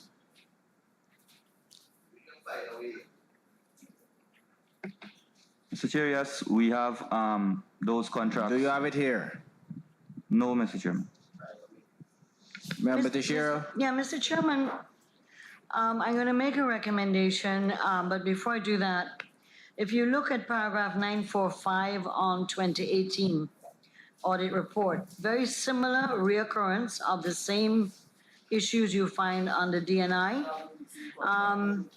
And this area, 945 under 2018, deals with maintenance works, where 90 million of 105 million budget, totaling 40 contracts, or 85% was awarded to one contractor. Same Beerball. And then it goes on to explain in the paragraph that a number of them were not advertised, a number of them, again, they did not invite all the pre-qual, etc., and no documentation was provided. In the light of paragraph 945, 2018 and 820, 2017, I am calling, Mr. Chairman, for a full investigation by the Auditor General Office, full investigation. This PAC cannot do it on our own, but we want a full investigation in regards to the violations that took place, the breaches that took place in the Procurement Act under these 2 paragraphs alone. And we've talked about them, we've gone through them, but I believe that the issue is much bigger than what we can have in terms of access to documents and to go in and do a forensic audit of what happened with what would be $90 million and another 59 plus million, which in breach of the Procurement Act. And so I think rather than waste our time here and where the documents are filed away, I am recommending the Auditor General go in and start doing investigation and report back to us as quickly as possible. Mr. Chairman, I have They're no, resurrected. Members, we have heard the suggestion, recommendation by the member. Are there any objection to that recommendation? I have no objections. I'd like to, There being no objection, the audit office is so guided. Mr. Chairman, I have a few questions remaining though, Proceed. on those same paragraphs. This is, yes, this is maintenance. In order for a maintenance budget to be approved, whether at the regional level signed off by the PS and then appropriated in Parliament, a program has to be presented how this money will be spent. So 459.613 million was programmed for maintenance work, which included D&I. Could the accounting officer at the time tell us if he received any supplementary provisions for his region to execute D&I emergency works in 2017? As advised by my engineer, no, we did not. So the only way that you could have financed these works were through your maintenance budget because you had no supplementary for emergencies. And the way you finance maintenance work is based upon the program that you submitted saying, I need this money to clean this canal, so many rods. I need money to do this, so many rods. Why did we have to wait to award in June when the budget was passed since November of 2016? And then we had to wait until September. Following up with the question that Mr. Siraj asks, if we had gone out to 39 contractors, all of these works could have been executed. But it would appear the same man did some work in June. Is it the same canals that were clean again in September, or were they additional canals? No flood took place in the area in 2017. There's not a report.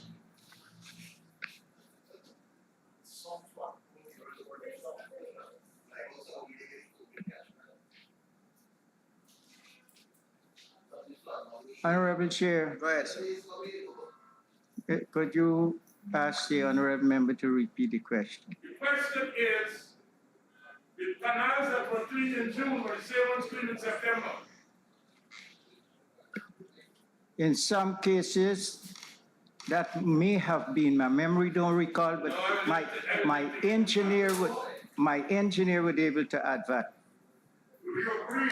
Do Can we you allow the agree? engineer to answer the question? No, Mr. Chairman, there were different areas. There were different areas. Thank you. And the only reason why they could have been different areas because you were carrying out a maintenance program. That is correct, Mr. Chairman. So there were no emergencies, it was regular maintenance. Routine maintenance budgeted for and approved. That was not what I said that necessitated. It was not routine, it was emergency.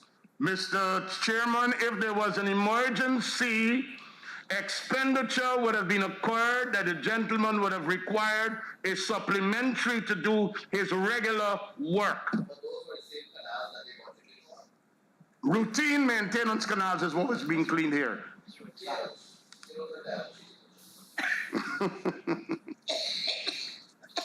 A clean sheet and a dirty bed. The same canals that you programmed for, This is when 2017, so 2016 is when you had put the program in place for budget approval. The same canals that you programmed for in 2016, those are all the same canals that were cleaned here? No, Mr. Chairman. So it was not routine, Comrade Ejil. Some of the happened canals. to the Some canals of that them. were programmed? So The some of emergency costs, some of those things like canals were forfeited to facilitate the emergency works. So there were emergency Forfeited. work. Forfeited. Mr. Chair, You have authorization for change of program? No, Mr. Chairman.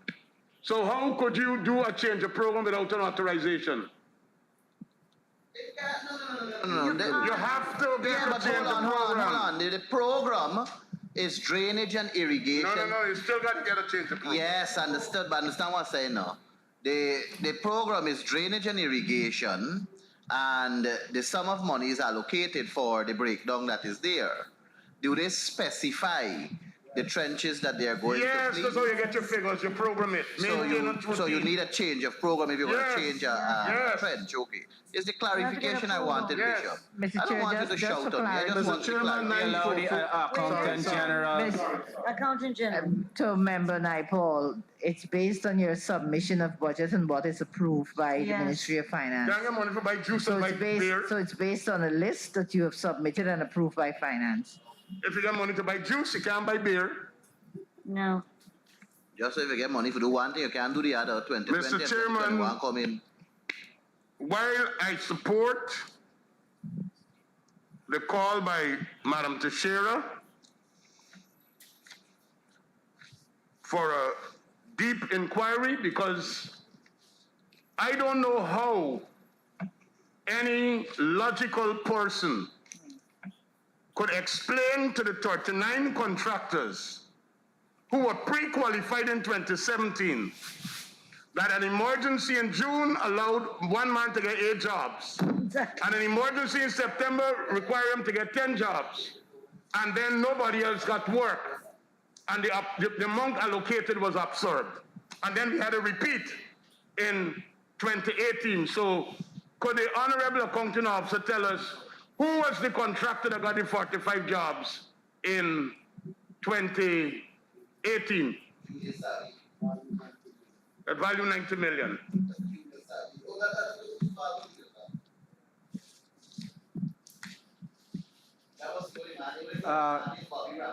Honorable Chair, to the Honorable Member, that detailed information, that type of information would have to be extracted from the record. 45 contracts to one person, Is we the can't RDC remember? in possession of the records to verify a response to that question? I'll ask the audit office to help us. Allow me to ask the RD region first. I don't need a chair. I need the people's money to be properly accounted for. Engineer. Mr. Chairman, the contractor in this case was the said contractor in 2017. Mr. Birbal, That is correct, Mr. Chairman. Okay. good. Mr. Birbal is a preferential contractor in West Berbice 2017 and 2018. 45 plus 18. And you got 30-something people waiting for work with excavators and can't get work. And there's no commencement date, there's no conclusion date. You know why? Because you have to pass it off as an emergency, and you can't put it as a proper Can't ask a contract. question and answer it. I'm making a statement, sir. Your and I'm letting statement you is know not accurate. that this is obnoxious. It is beyond explanation. Mr. This is deliberate and must be sanctioned. Member Teixeira, you have the floor. Yeah, Mr. Chairman, I just find what is taking place here in terms of these 2 paragraphs alone to be extraordinarily amazing. I don't think I've seen in the Auditor General for a long time something like this. And I really believe that, as I pointed out and was supported in calling for an investigation, but clearly too, to tell us that these were emergencies is also a level I'm careful to not call it dishonesty, but there was no emergency.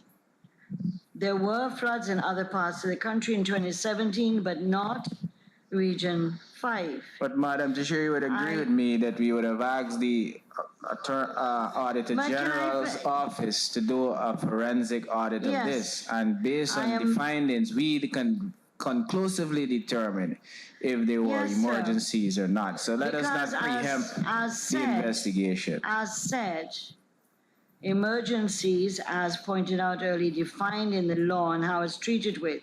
But I'm saying to the members of the region to come here and talk about emergency. It wasn't only the REO, it was the engineer. That I'm deeply disturbed and worried about that. Because you were not operating and you know what the laws are. And so I more and more, the more you answer, the more I'm convinced that I was right in bringing the recommendation that there has to be a thorough and in-depth investigation to these two paragraphs. And there should be consequences as a result of it if they find what we think we're looking for. Serious breaches. Chairman, my final question that I have, even though we're going to have the forensic audit. This contractor was paid. Am I to... Yes, Mr. Chairman. So if there were no commencement date or no completion date, how we were able on that contract to pay and verify the works was done within the particular time or within the particular scope?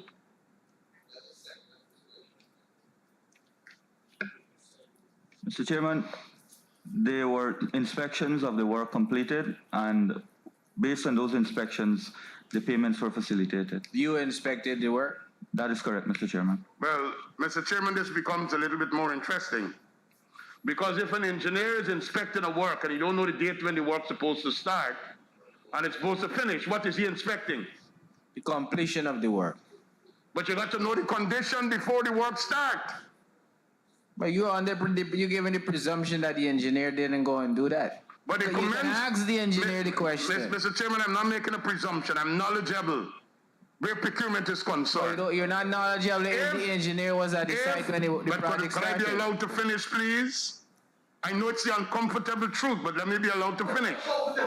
It's what nonsense. If a contract is to be awarded, before a contractor is engaged, the person who's supervising that project must go with the contractor to the site and give specific instructions in writing in keeping with the contract. So we know the state of the drain when the work starts, and we know the state of the drain when the work finish. And all of that have to be recorded on a site visit report. So Was we got any to know. site visit done, engineer? Mr. Chairman, prior to preparation of the bill of quantities, visits were done to inspect the state of the canals, after which the bill of quantities would have been prepared and passed on to carry through with the tender process. Thereafter, when the contract was awarded, I had a site visit to identify the works to the contractor, and thereafter the contractor would have indicated the completion of the works, after which I would have inspected that the completed works. So could we get the dates of the site visits before the work began and the date that the site visit was done when the work was completed? The thorough investigation will give you that. What I want to ask the engineer, Comrade Chairman, is when this contract was signed, it was signed between the contractor and the REO. And a copy of the contract came to you. And a copy would have gone to all the other. That is correct. So did you not see on the contract that you were looking at in order to carry out to ensure that the work is carried out within its specified period? Because you being the technical officer will have to ensure that what is on the contract is honored. And you being at the region since 2012 and as the regional engineer, you have extensive knowledge, I believe, in this field. So did you not find it unusual that there is no commencement date nor conclusion date so as to advise your REO? Yes, Honorable Member. However, the contract was already signed, so no adjustment could have been made at the time. Because Who signed the contracts? no, but because it was signed, no adjustment could be made if they had a date. So Missing there was a duration. Can Mr. that, Chair? just let me complete first, Comrade Engineer. So if you have a contract, and I guidance now, if you have a contract that doesn't have a start date and a finish date and is already signed, there can be no mutual agreement between the contractor and the agency for them to terminate that and re-enter into one that puts that information in. Mr. Chairman, to the best of my knowledge, an amendment could have been done. Yeah, but you said just now that because it was signed, there was nothing that could be done. So those contracts in particular that are in question here, no amendment was done. Because did you provide the guidance to your RU that there was no start or finish date? At the time, Mr. Chairman, it was an oversight on my part. Okay. Could I just clarify that? Does the engineer prepare the contracts or does the administration of the region prepare the contracts? There's a department that prepares the contract, Mr. Chairman, not the engineer. Right. So did you, when you noticed that the contracts had no commencement or completion dates, did you bring that to the attention of anybody in the RDC?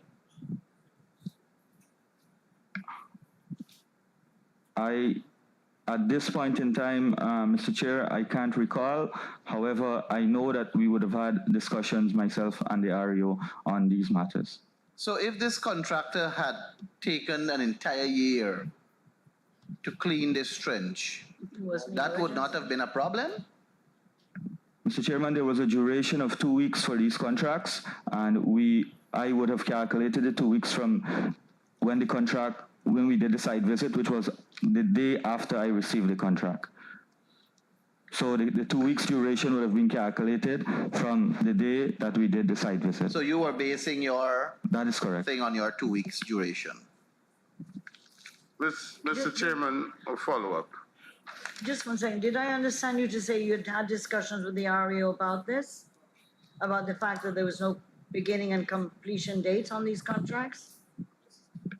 That is correct. And? But no, man. I'm asking a question. I Yeah, but listened to you. he answered that question just now by saying that he did not, it was an oversight on his part. Allow the member to ask the question, sir. Yeah, Go ahead. I heard what he said and I'm following up. He said that he had some discussions with the REO on this matter. And therefore I'm asking, just reconfirming that he did, and did this lead to any correction of the contracts? No, Mr. Chairman. But Chairman, we could go back into the handset for clarification. I asked earlier to our engineer friend here if it is that he saw this date not being there. And he said to me it was an oversight on his part, because I was going down the same road of saying that if he saw it, it is expected of him to advise the REO. And he indicated it was an oversight on his part. And he was basing on a 2 weeks duration that he is aware of from the time of receiving the contract. The same question is asked by Comrade Teixeira, and we're now getting an answer saying that he raised it with the REO. So which one are we supposed to believe? That's why there's interrogation. So I don't know which one to believe. The fact that the Can we ask committee, their member former REO? Michael, the fact that the committee has agreed for the audit office to do a forensic audit, I am persuaded that all of these questions that we're asking, the answers can be provided. Appreciate it, sir. So let us move on, please. Mr. Chairman, And in so doing, I put the remaining paragraphs for consideration. You have the floor. Mr. Chairman, could I be advised if there was a works committee functioning in Region 5 in 2017 and 2018? Area. Honorable Chair, to the member, question whether the Works Committee, my apology, the Works Committee is the committee of the RDC councillors. I am not aware, because I was never privy to attend any of the meetings, but I don't know whether they were functioning or not. Mr. Chairman, could the REO tell us if, as REO, he's the clerk of the council, that he wasn't privileged to attend meetings?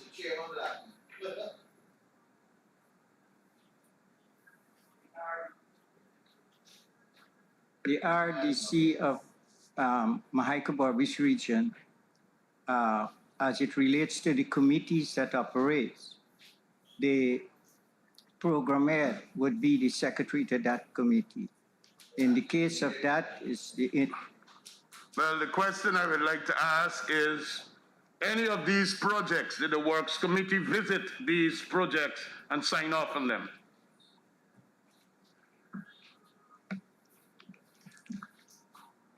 Go ahead. Mr. Chairman, I can't recall exactly if all these projects were visited by the Works Committee. However, a Works Committee was in place during the period. Did you accompany the Works Committee to visit any project during the year?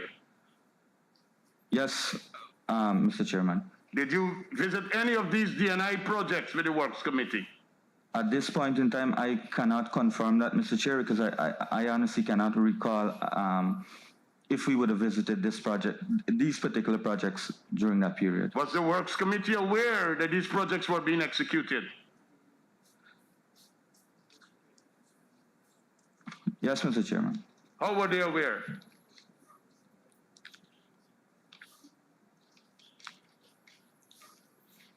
Members, we have, again, I put it to the committee that the member, Teixeira, had asked that we accept her proposal for this particular 2 paragraphs for the audit office to do a forensic audit. I think we're flagging this over and over, and we have already agreed that the audit office will conduct a forensic audit. I think we can move on to the remaining Mr. Chairman, paragraphs. I asked a simple question that a forensic audit would not get involved in. We're talking here about a structure that was elaborately discussed by Mr. Mahai Paul at this PAC about Works Committees and their involvement. I'm asking if the Works Committee of Region 5 visited these projects and signed off on them. And It had nothing to do with a forensic audit. The member said yes. He said no. He said he can't remember. He never said no.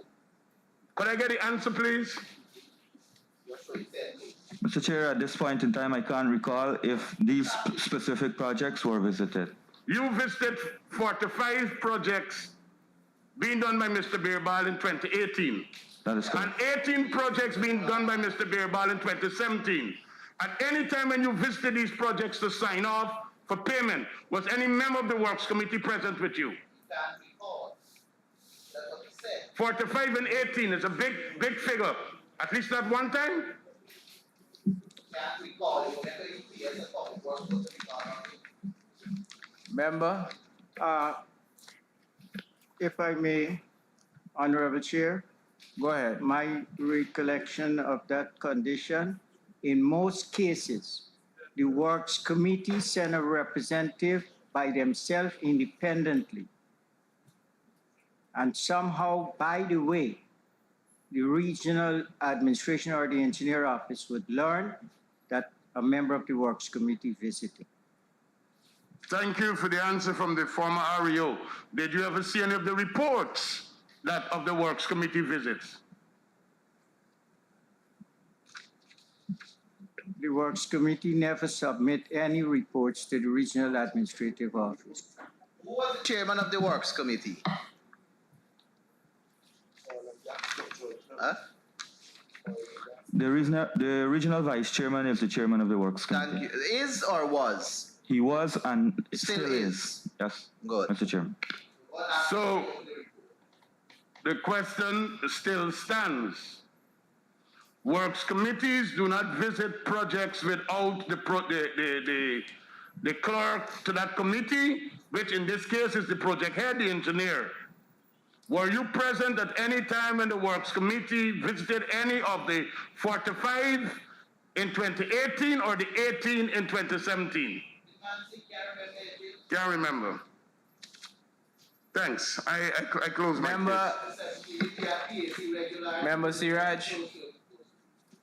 Mr. Chairman, 2017-831, it is stated here that 127 contracts, value 409.509 million, for both capital and current expenditures were not advertised.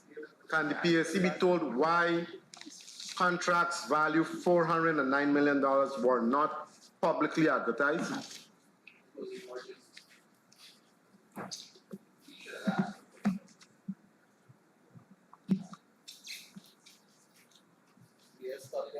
They got fire some of them. Chris.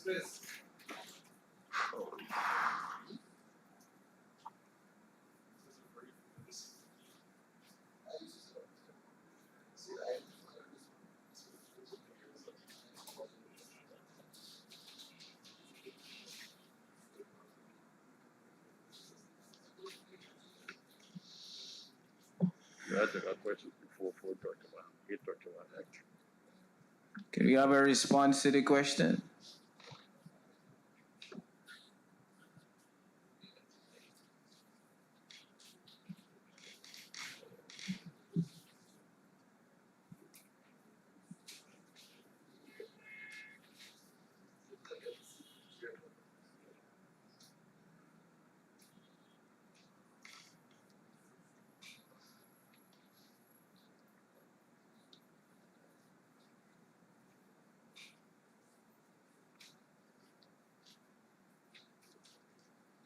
Would you like the question to be repeated?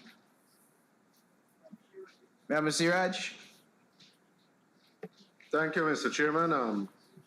I'm referring to paragraph 831 of 2017, where it is stated that 127 contracts value $409.5 million for both capital and current expenditures were not publicly advertised.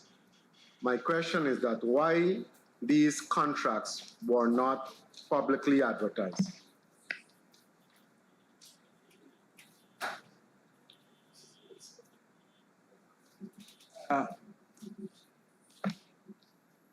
Mr. Chairman, as I recall, that would relate to the 4 to 7 tenders. The public relation officer, in most cases, in the cases of any tender or emergency, would make contact with the persons relevant as identified by the select pre-qualification level, and they would be notified, and they would then come in to perhaps purchase the tender document. Mr. Chairman, a follow-up on this. I'm hearing about public relations officer. Procurement is supposed to be a transparent and open process that is supposed to be fair and equitable, and everyone should have an opportunity. If you have a procurement process that requires pre-qualification, like you just said, it's the responsibility of the regional tender board to send those documents inviting the pre-qualified persons to bid. That's a job, not for PR. That's a job for the board. We are inviting bids for this, and everybody's supposed to get a copy of the invitation to bid. I'm not going to accept a PR person. There's no one in the act who speaks to a PR person.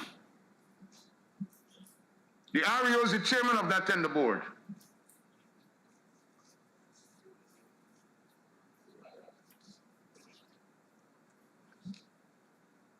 So how could we spend this money with the assurance that people were invited to bid? And not only who we wanted. We hear a lot about friends and family. And this is public monies being spent. How do we know everybody who was pre-qualified was invited to submit bids so that they could have a fair chance? Don't tell me that a PR officer that tender board have a responsibility. Mr. Chairman, just reminding the honorable councillor, the honorable member, that there are categories. So if everybody is to be invited, you're ruling out the work that is to be done in relation to that category. Thank you very much for reminding me. But you did not pre-qualify anybody on category, sir. You pre-qualify people on amounts. So don't come to me with that now about categories when you didn't pre-qualify people on categories. Let me read 829 and 830 for you. As can be seen, the Regional Tender Board of the region pre-qualify 11, 36, 39, and 12 contractors for categories A, B, and C, and D respectively. These contractors were not pre-qualified based on categories such as roadworks, bridges, D&I, buildings, electrical, plumbing, etc., but rather on monetary values of the engineer's estimate for projects. The Regional Tender Board needs to be more specific in categorizing works, as the system currently in place allows for pre-qualified contractors to bid for any type of work as long as their bids are in that particular monetary range. At 30, pre-qualifications of categories were done 2 times. Of contractors. Of contractors were done 2 times in the year. However, only 1 time they call publicly advertise for proposals. Which list you was using? Now let me ask something, Comrade Jill. This pre-qualification of contractors on monetary values, on the engineer's estimate for projects, is this something? It's unacceptable. Is it illegal? It's illegal and unacceptable. Good. So, Ario, you would have had to do this based on an advice, or did you do it off your own?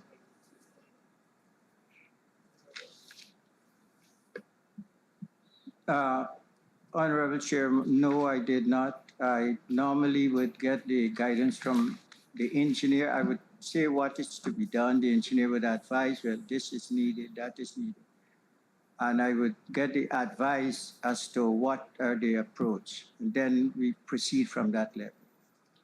So are you saying to PAC, sir, that as opposed to pre-qualification of contractors by way of categories, by way of roadworks, bridges, D&I, buildings, electrical, and plumbing, etc., that your action of pre-qualifying contractors based on monetary values was based on an advice you received from your engineer?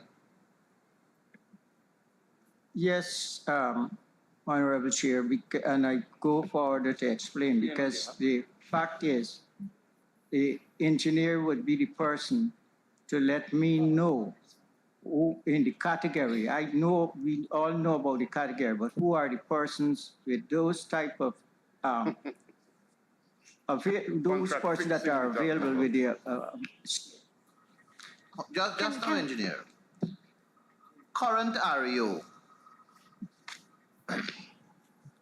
Did you do pre-qualification for 2020 and 2021? No, I did not. I did open tendering. Open tendering for everything. And do you have any intention of doing pre-qualification? Why with such a question, Mr. Chairman? Because I'm trying to ascertain, sir, if Open tendering is always the preferred method. I understand that. I'm asking if she has any intention to, and who would she lean on for advice. No, I'll try to make it as open as possible. Thank you. Engineer. Can I know, Just can I now, ask a engineer. follow-up before you get the engineer answers? Ario, who do you report to? Do you report to the FS, the region, or the engineer? Huh? Who do you report to? Who do you seek advice from? a collective body if needed, but the PS of the Ministry of Communities. Who appoints you, sir, as the REO? The Ministry of Communities. No, in fact, the FS is the one who has to agree that you have the qualifications to be an accounting officer. before you can become an REO. And so in these issues where clearly you were at sea, you didn't seem to know the Procurement Act, wouldn't you go to a body higher than the engineer who just came on the job a little while before you to find out from the FS or the Accountant General or the Auditor General what was the right thing to do? Or even just read the Procurement Act. Why is it that you're asking a junior person in the RDC to guide you? That's it. The junior, Mr. Chair, through you, the junior person as claimed in the RDC, at the RDC, is the technical person there. And if for the guidance No, is sir, we're needed- dealing with procurement. The engineer is not the expert on procurement.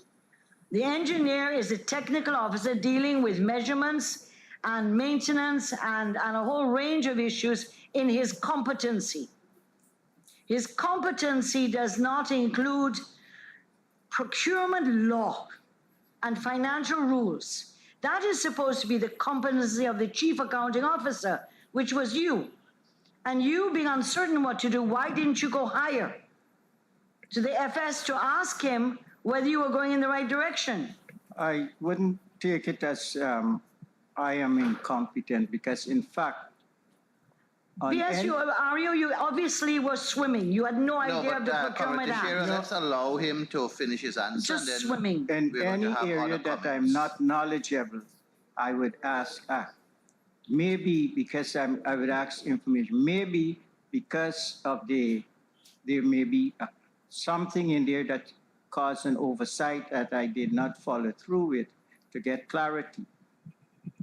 Who makes the decision of how you, when you get your budget, when you received your budget in 2017, and you submitted your program of works to finance, which would include your schedule of what you call releases, right? I assume you would have included procurement, acquisition of goods and services, maintenance works, would have all been included in the schedule you gave Minister of Finance. Were you not aware of the Procurement Act and what is required to be done in order to procure those items you have scheduled? Honorable Chair, yes, I was aware of that. And as a matter of fact, when we get our budget allocation, all the heads of department, we meet collectively to decide on each subject, each head of department, what is required as dictated by the allocation. So you're saying, again, Mr. Arya, you have a tendency to throw the team under the bus. But I'm saying that, as we've said at the very beginning with the chairman, the accounting office is where the buck stops by law. And so no matter how many meetings you've had with your team, the question being asked of you is that you went to pre-qualification based on money estimates and not based on what the law requires. Why didn't you?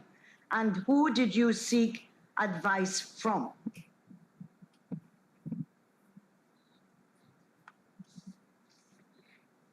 Honorable Member, I'm not too clear on the question you asked. Let me see if I could help you, Mr. Chairman. Could the accounting officer says if he's familiar with the Procurement Act of 2003? The areas that I may not have that full coverage. Do you know there's a special section on pre-qualifications of contractors? Honorable. But then you're not familiar with the Act. Because there is a section that deals with pre-qualification. No, but in all fairness to the former REO, I believe if we present him with a copy of the Act, then we can make that assumption. But Mr. Chairman, No, Mr. Chairman, Mr. Chairman, this is not something I would allow. An accounting officer at minimum. Your Bible. At minimum, that's your Bible. Yes, but listen to me And what we're I'm dealing here saying. with pre-qualification of contractors. I am not disputing That what the you're Act saying that he clearly has says how you have to do it. Comrade Ejil, I am not disputing what you are saying about him having to have that knowledge of the Procurement Act.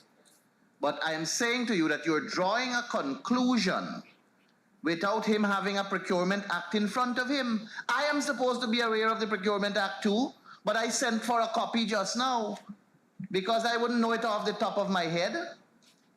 So that is the context in which I am saying it. Mr. Chairman, I would say this again here respectfully. I have sat here at PAC for several terms, and I've never seen a PAC where members are answering the questions for accounting officers, except this one. Change is good. This one is where members are answering questions for accounting officers. I'm asking a direct question to an officer who was paid by the state to preserve the public purse. Are you familiar with the Procurement Act of 2003? Yes or no? I cannot give you an answer yes or no, Chairman, through you, because there may be areas that I'm not familiar with. Thank you. Mr. Chair. Were you familiar with the area that deals with pre-qualification of contractors? Something that you did in your region. Did you read it? How you pre-qualify contractors? Based on the pre-qualification criteria that we set out into categories in terms of asking for certain,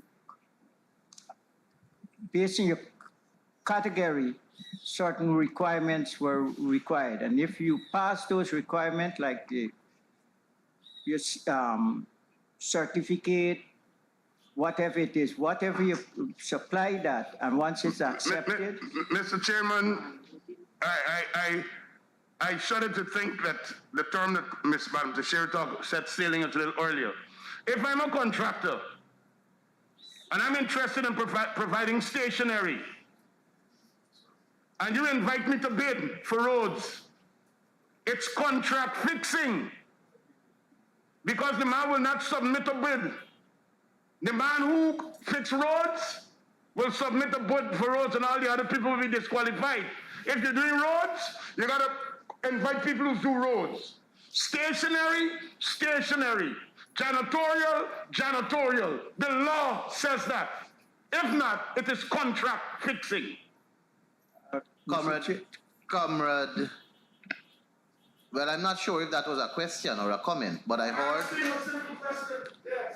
You said it's contract fixing. You answered the question you asked. Mr. Chairman, I'm trying to find out how could you invite people to bid based upon money when you don't know the particular interest? Now you're asking the question. When you don't know the particular interest. That is why the law says now categories. You're asking the question. Good. Because you were just answering it saying it's contract fixing. Comrade Patterson, do you require the floor? I heard you just now.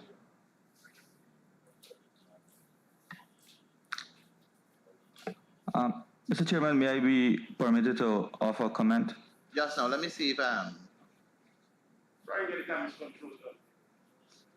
I don't know where you get them speculations from, you know. Speculation, exactly right.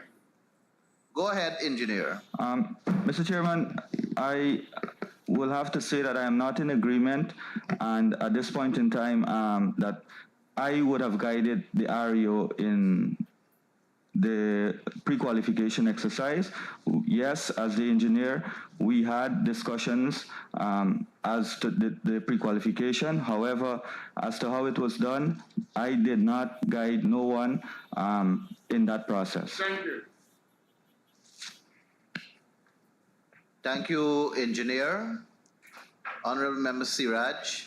Thank you, Mr. Chairman. Mr. Chairman, this region has a chief accountant.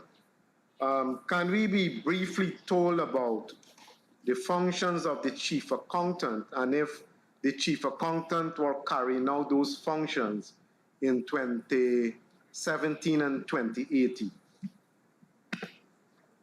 Which functions? The functions of the chief accountant? The functions of the chief accountant.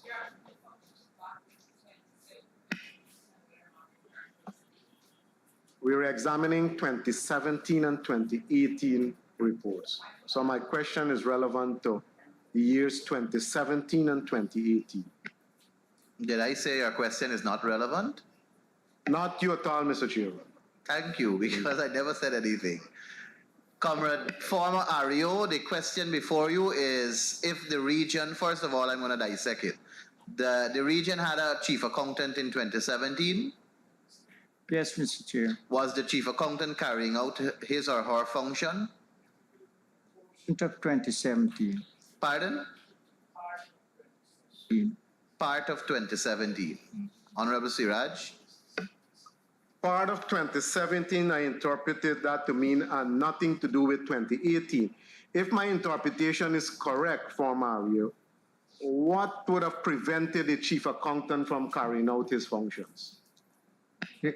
With the, His or her? with the introduction of the local government system and with the type of misunderstanding and lack of knowledge of the accounting system in the local government system, the chief accountant, since we had an assistant accountant and he has greater experience, the chief accountant was requested to go in that direction so as to streamline the local government system, the overseers and the accounting system.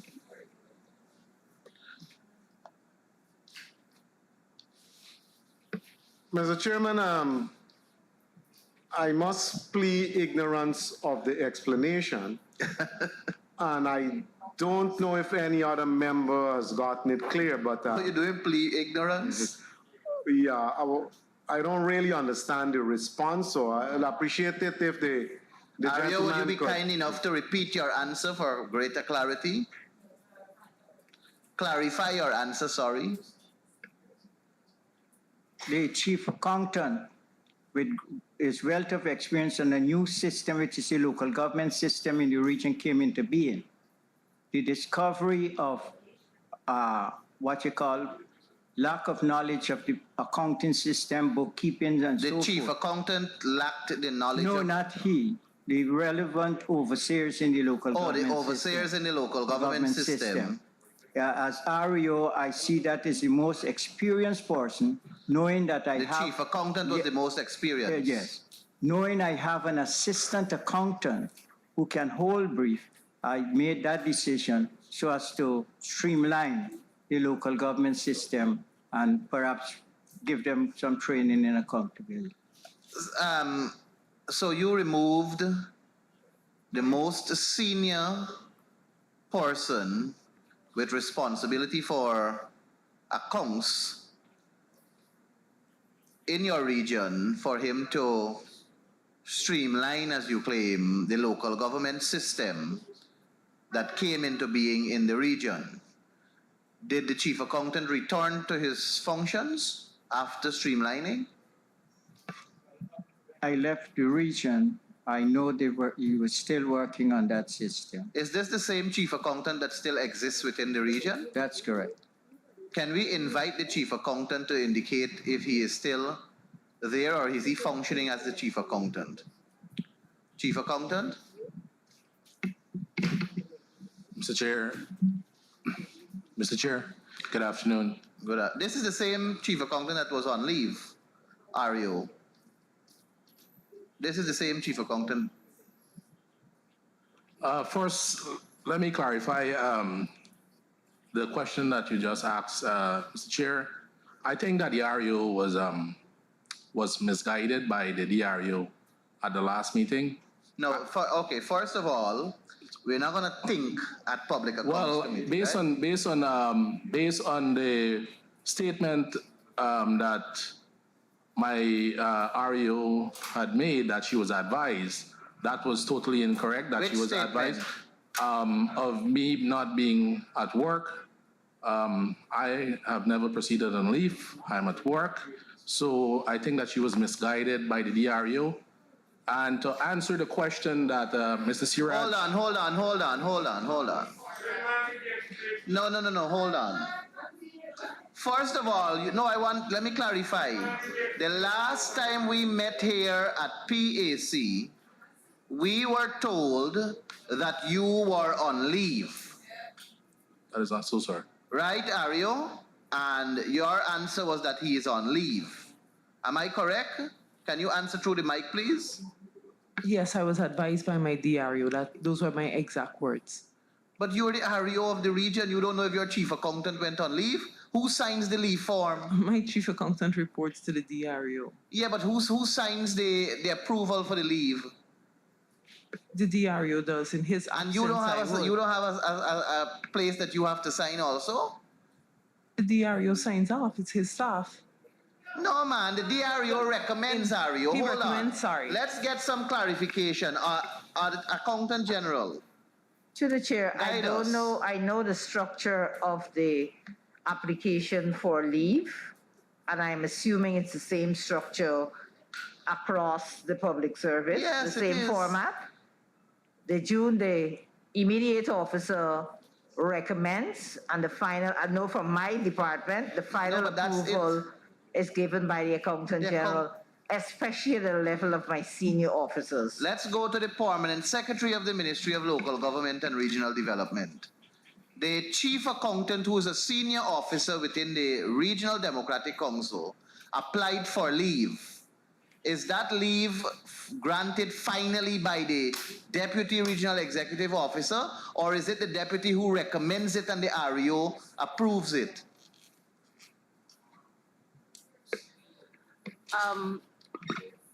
I believe what happens is that the immediate supervisor recommend, and the person above that, if it's the deputy or the REO, would approve it. But at the ministry, all senior staff is approved by the PS. Yes, by the PS, who's the accounting officer and who's the most senior officer. So, REO, I think you need to restructure, and we just found that out here. I think you need to revisit. Go ahead, Comrade Teixeira. Yeah, but can I ask a question? Okay, where are we? The REO was told you aren't here. They came here, you weren't here. So where were you? I mean, Where were you, Chief I Accountant? appreciate that the REO may have been misinformed about your presence, but you were absent. Is it that you're saying that the region didn't tell you? No one told you you're meeting before the PAC? So you were AWOL, or that you just didn't realize the whole team was coming down here to meet the PAC? I mean, it's one thing to say the REO was misinformed, but where were you when you met, you first came here? On the day of question, Mr. Chair, I was at work.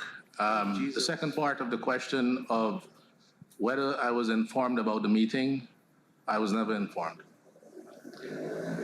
Chair, may I make a follow-up? Go ahead, Comrade Agil. Could the chief accountant clearly state if he was the chief accountant in the period under examination here while Mr. Morrison was the REO? Affirmative, sir. Yes, you were. Secondly, since this time to now, were you always on the job? Well, I proceeded on leave when I requested When you're on leave, you're on the job. Sorry, can you please repeat I the said question? when you're on leave, you're on the job. Were you always on the job? Yes. And every time you were absent as a result of leave is leave that has been approved. Yes, sir. As far as I can recall, I informed the DRU or the RU. Were you ever sent on leave? Administrative leave or can Were be you more ever specific, sent sir? on leave? No, sir. Huh? No, sir. Were you removed from being chief accountant to serve in any other department? Yes, sir. When that happened? As Mrs. Uraj MP has just indicated, his question was the former RU. I was removed from the regional accounting unit in February of 2017 due to the reason of which I had observed because I normally finalize all vouchers before they go down to sub-treasury for... That's your job? Yes, sir. Good. So I have observed a number of anomalies with a number of vouchers, and I went over to him into his office to bring this to his attention. And we discussed the matter. It was dealt in some way there, Subsequently, in a couple of minutes, when I returned to my office, I was summoned to a meeting back to the REO's office, and they were all program heads, departmental heads there. And it was indicated to me that I am not a team player, that I am trying to bring some defamation to the REO of what is happening. And subsequently, I was removed and placed into the local government department. Of course, I must say I'm thankful for that I've learned another department, I've managed another department, that we have tried to improve at the NDC's level. So you were transferred from one department? I was removed, sir. Was it a lateral transfer? I was given the portfolio as the AREO, the portfolio with no acting capacity. But as it relates to the establishment of the region, you are still the chief accountant? That's correct, sir. Were you given a letter Yes, to sir. say that you'll be serving as AREO? As I said, I was removed from the accounts department and placed into the letter. Yeah, I received Listen, the letter, with the but it was, greatest of respect, sir. I will ask a question and I expect the answer. Proceed. Were you provided with a letter to say that you are no longer the chief accountant, but rather the AREO? Because you just indicated that you were put as the AREO. I am the substantive chief accountant. I agree with you. I'm not disputing that. Can you please let me complete, sir? Permit me. There was nothing in writing. It was just being told to me, and I carried out those functions. As AREO? Yes. But you were not allowed to continue to function in the department as the chief accountant. That's correct, sir. Who was functioning as the chief accountant? There was the accountant took up the capacity not as acting chief accountant, but just the capacity of carrying the functions. So who were signing the documents? I cannot indicate anything of such because prior to my removal, I was doing all the jobs that were required by me. We got to clarify a couple of things. First of all, when you were chief accountant, just before you were removed, was there a principal assistant secretary finance? I think it was a year before, if I can recall, we had a PAS finance. No, there was no. Sorry, sir. The region does not have PAS finance. There's a AS finance, but she was she took a position in Region 3. So you were the signing authority of the accounts unit up until you were removed. That's correct, sir. And there was a letter that went to the sub-treasury department indicating that you were the signing authority, right, Ario? Because there is a accountant general, your guidance. Yeah. There is a chain of signatures that goes to. On an annual basis, it's required for the agencies to send a list of all the authorized officers who authorize to certify and approve payments. Good. And the chief accountant is one such officer, right? Yes, all the officers, whether it's the So how the assistant sub-treasury accountant. how was the sub-treasury processing payments without the chief accountant's signature? Well, we need to find out if a letter was sent by the REO indicating that to sub-treasury that there's a change. That happened, Ario? Did you send a that. letter to the sub-treasury indicating that there's a change in signatory? He had no power to do that. I know, that's why I'm asking. I do not recall sending such letter. But there are a couple of things that we have found here that is worrying. The first one is the chief accountant was absent from.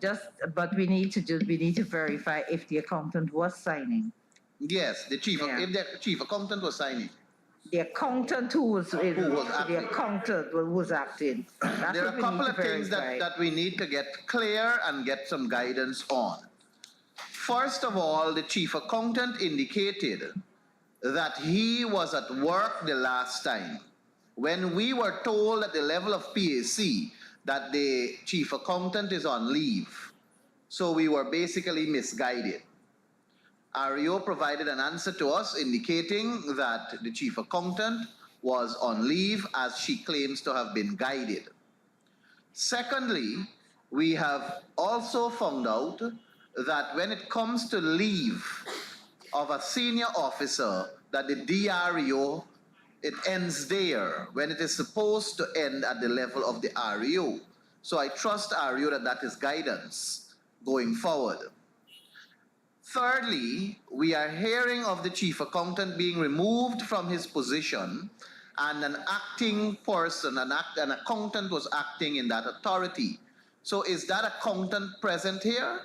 Because we would like to know if that accountant was the person who had the signing authority before the documents went over to the sub-treasury to facilitate payment.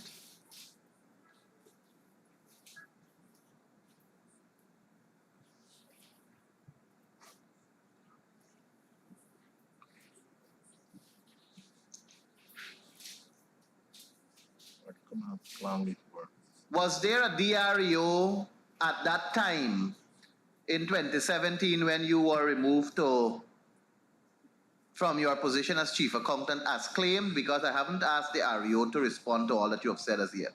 Yes, sir. Who was the DREO? Govind Singh. Govind Singh. And he's still in the employ of the region? No, sir. REO, there are a series of allegations that were made by the chief accountant. Do you wish to proffer a response? Former REO, that is. Yeah, thank you very much, Chair. As I said before, Chairman, while the REO takes his caller. No, he's not going to be allowed to take the call. Please let me just indicate to you that I'm sure that we have high regard for people's religion. Yes. This is Holy Week, and there are people who have to attend church at least by 6 o'clock. So we may very well have to, and there's Ramadan prayers as well. We may very well have to terminate at some time to allow people to get to their religious places of worship. There isn't a problem facilitating your requests, but I do want you to know that we have had meetings on a number of occasions where members leave at their whims and fancies, and members come back at their whims and fancies. Mr. Chairman, I don't like the term whims and fancies. Okay, let me rephrase then for you. People leave because they have to leave. This is a matter of religion and preference. Good, and on that basis, I'm saying to you that nothing is wrong with if a member of this committee will like to leave and But not only members of the committee, people who are even answering questions. All right, let's get the answer from the REO. REO, proceed. And members of the advisors and all the rest of it, people have religion. I know the advisor wants some assistance there. Go ahead, REO, former REO. Thank you very much, Mr. Chairman. As I said before, the local government system came into being at that set time. I had a discussion with the chief accountant. I explained to him that based on the reports coming in, there seems to be a lot of irregularities that have been practicing before and continue. And since he possessed that experience in the accounting field, I would be grateful if he can move across there to set up a system so that we can avoid the continuation of the type of accounting system that was existing in the local government system. But, Mr. Chairman, the accounting officer made a specific statement that he brought to the REO's attention irregularities that were coming through on vouchers. Irregularities that were on vouchers and documentation that he raised with the REO. He then said he was subsequently called back to a meeting. And at that meeting, he was told he's not a team player, and he was moved from performing the functions of chief accountant. Was that so, or was it not so? That is incorrect.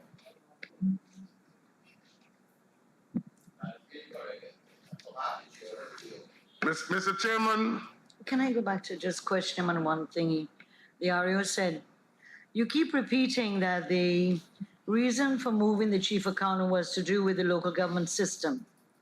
You're making it appear as if it's something new. The local government system is not new.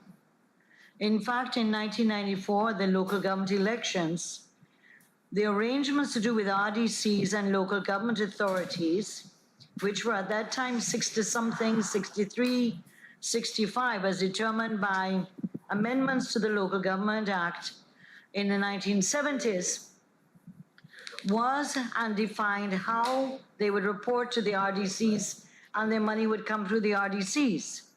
So you're talking about 2017. That's a full 13 years later. So there was no great,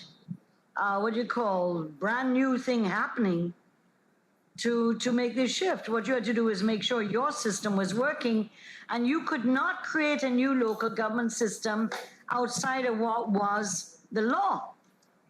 So your rationale is rather disturbing, because the local government financial system, maybe in its embryonic and other ways in 94, had certainly had 13 years to be developed or more by 2016, 2017. So there was no need for you to move in that direction. I refuse to allow an impression given at this PAC that this was something brand new in 2017. It was not. Mr. Chairman, I would like to further inquire is if the REO possess the power and authority to remove a chief accountant from his position and place him in another department without the approval of the Ministry of Local Government Communities at that time. Commission. And the Public Service Commission. Within the region, West in that region or what? Mr. Chair, within the region, that authority I do possess. You do possess to remove a chief accountant? You have To no such move powers any as the Public officer, Service Commission. transfer them from one section to the next section within the region. Could you give me the authority that you acted on site where you get that authority from? Can the FS lend some guidance here in this? The Public Service Commission. Sir, yes, the PS. Or any advisor who can lend some advice in this regard.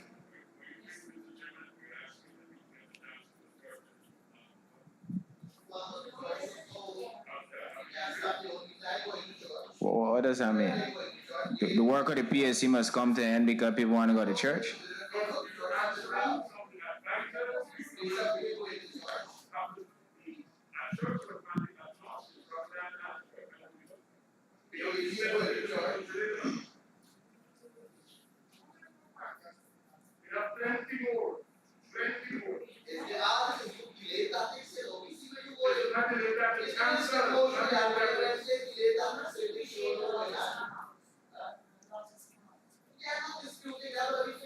We almost finished.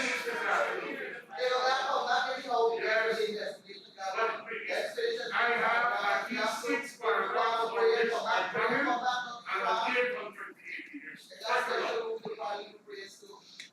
Can I be apprised with where we are with the paragraphs?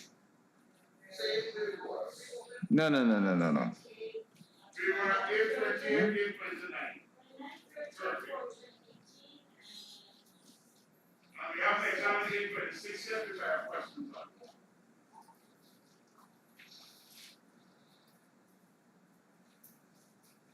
Mr. Chairman, are we making a decision of sending people? Last week was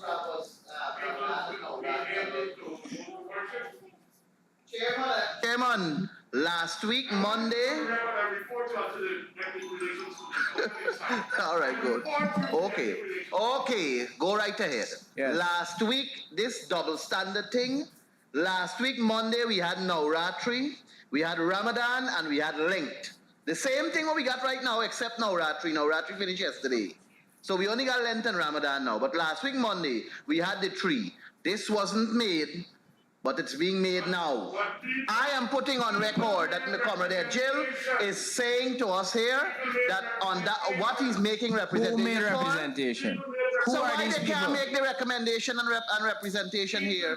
It is delayed tactics to slow down the work of PAC. We are proceeding with the work of the PSC.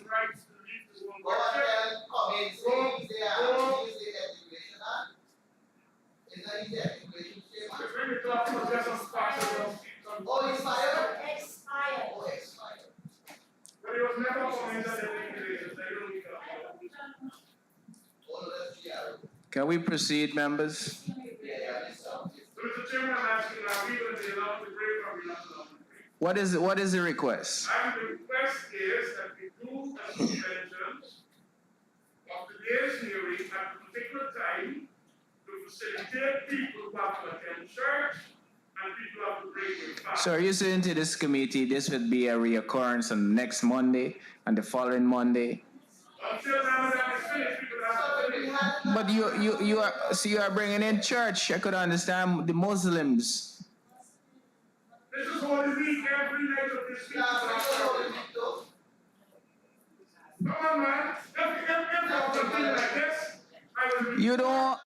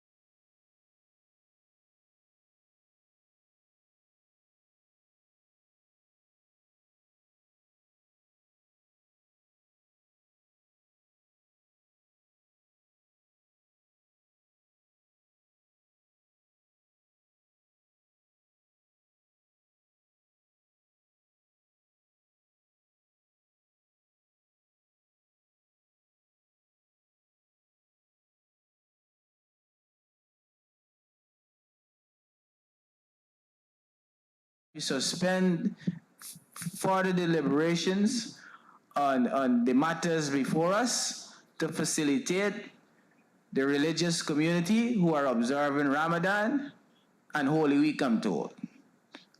Personally, I have no objection to that, but it is a matter that the committee has to give serious consideration to. So the matter is before the committee, and if there's any objection or not, then we will make a determination. Thank you, Comrade Chairman. Chairman, I wish to place on record that I am not against the requests on the basis of the religious activities that are occurring across the world, but I want to also put on record nonetheless that last week was no different from this week. And last week we had Navratri, which is a Hindu festival that is celebrated, a Hindu observance, specifically during the night period. And we also had Ramadan and Length. And this was not even represented by the Honorable Bishop for whatever reason. I believe firmly that this is a delay tactic, and it is being done on the basis of slowing down the work of PAC.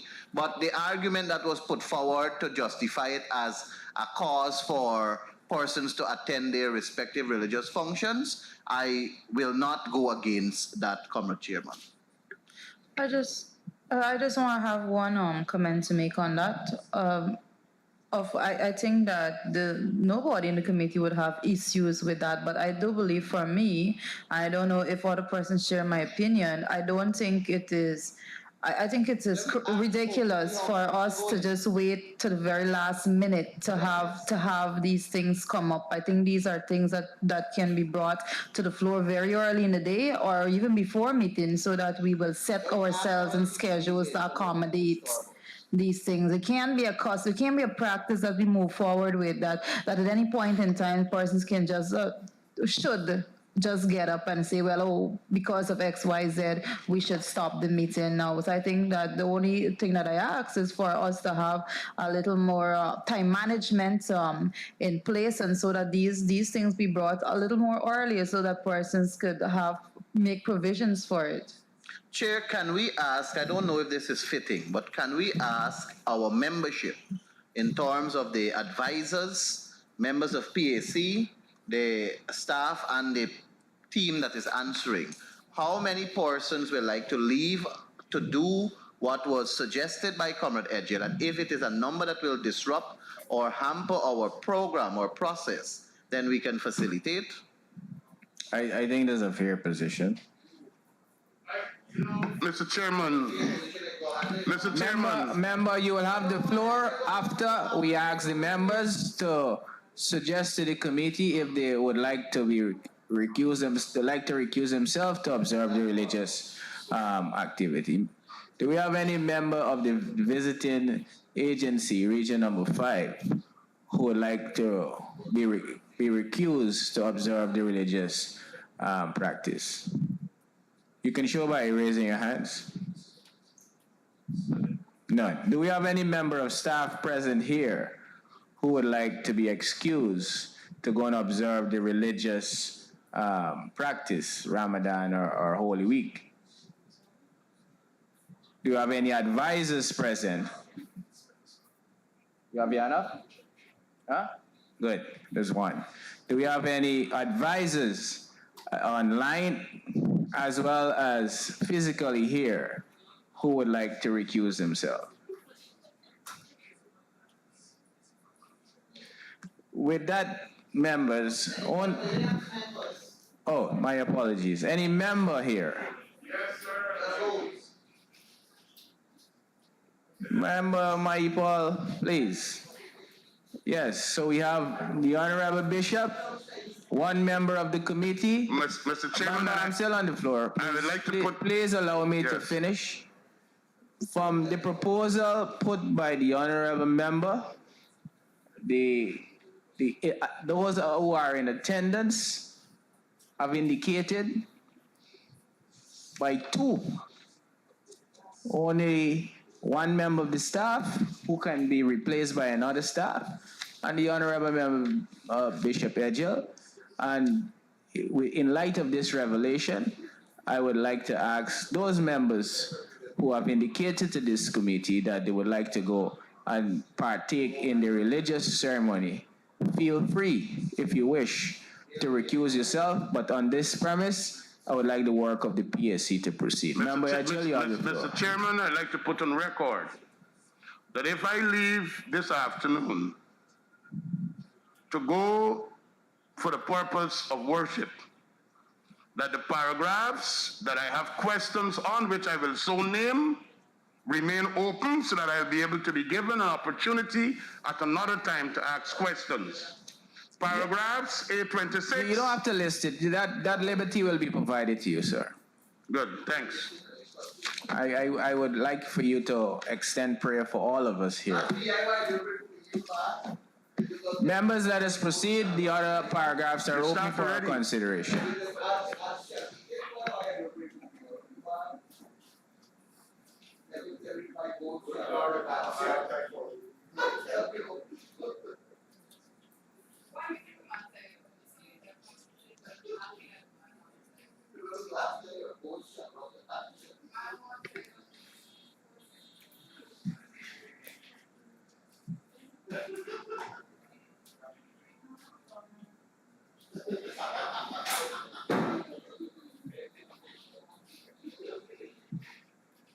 Members, do we have any additional questions? Member Maipo?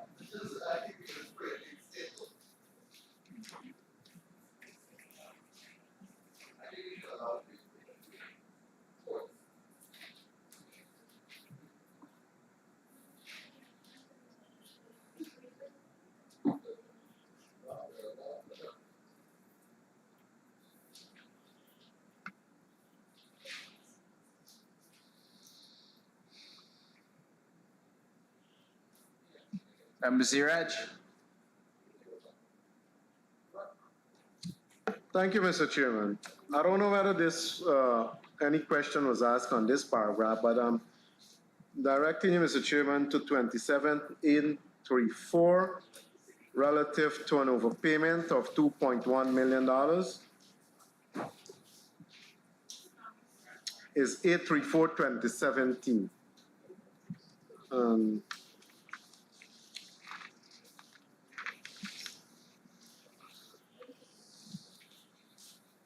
Right, the accounting officer response here, Mr. Chairman, is that NPTAP was written to for advice on this matter. And if we can get an update on if there's been any further development. Dario?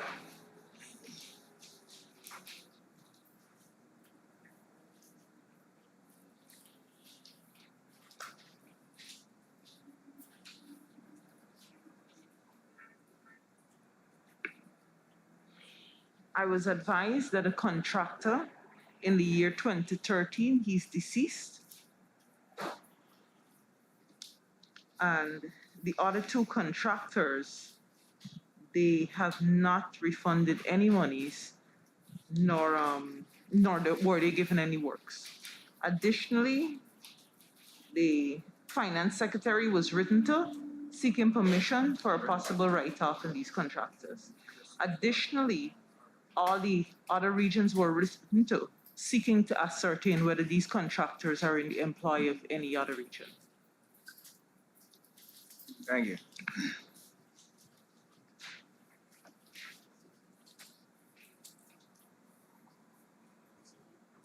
Do you need a follow-up, Member Siraj? Not on this particular paragraph, Mr. Chair.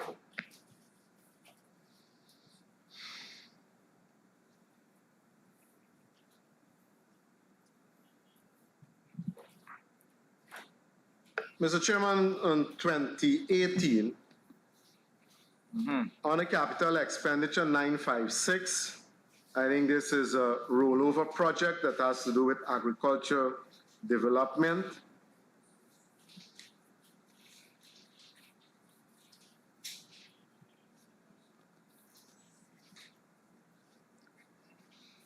So paragraph 956, 957, and 958, 959, 960. The Auditor General, Mr. Chairman, is noting here that investments that were put into this particular project have not brought about the expected returns. And I think what is stated here, that the region's response that they will need, that the funding that was provided was insufficient. Can the accounting officer provide an update on this project? Dario? Thank you for the question, Honorable Member. So the group of farmers took the former REO to court, and they would have won this court case, and the farmlands were basically handed back to the original farmers. There is no project currently by the RDC on this piece of land. Mr. Chairman, can the accounting officer inform PSA what would have been the total expenditure as of December 2018 on this project? It was a total of over $90 million. You're saying $90 million? Yes, you heard me correct. Thank you.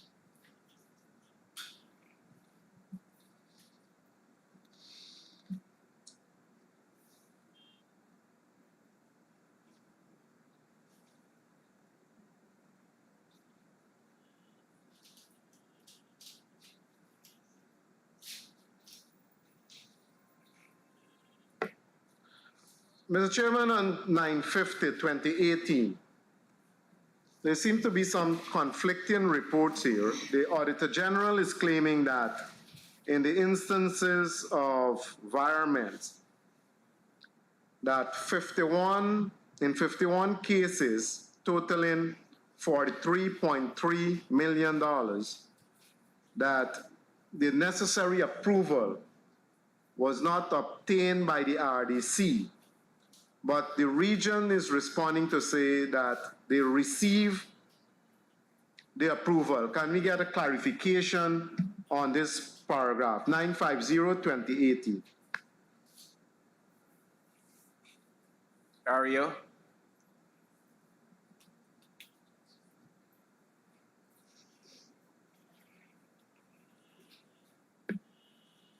Thank you very much, Mr. Chairman. 950. Observation of the findings is noted by the regional administration. However, the Ministry of Finance by number 1A 2019 states that inter-program allocation transfer environment must be submitted to Fiscal Monetary Division of the Office of the Budget on no later than 5 working prior days to the 31st of October deadline, as stipulated by the Section 22(2) of the FMAA to ensure timely processing. Additional allotment transfer environment were within the programs and were facilitated by the Ministry of Finance, given that saving realized and there was shortfalls. Please see the Ministry of Finance Circular number 1A 2019 and IFMS environment allotment transfer report for 2018 for ease of reference. So, Mr. Chairman, a clarification from the Auditor General Office, and if this they agree with the response stated by the former REO. AG? Mr. Chair, can I ask Ms. Singh to provide some clarity on this one? Okay, Ms. Singh? Good afternoon, everyone. Mr. Chairman, Section 22 of the FMA Act actually states in Section 22, Part 2, the Minister shall include all changes to appropriation made pursuant to subsection 1 up to the end of the current fiscal year in an appropriation amendment bill. Otherwise, any change shall be made in accordance with Section 24. And 24 speaks about supplementary appropriation. So this Section 22 guides us on environments which can only go up to the 10th month of the current year.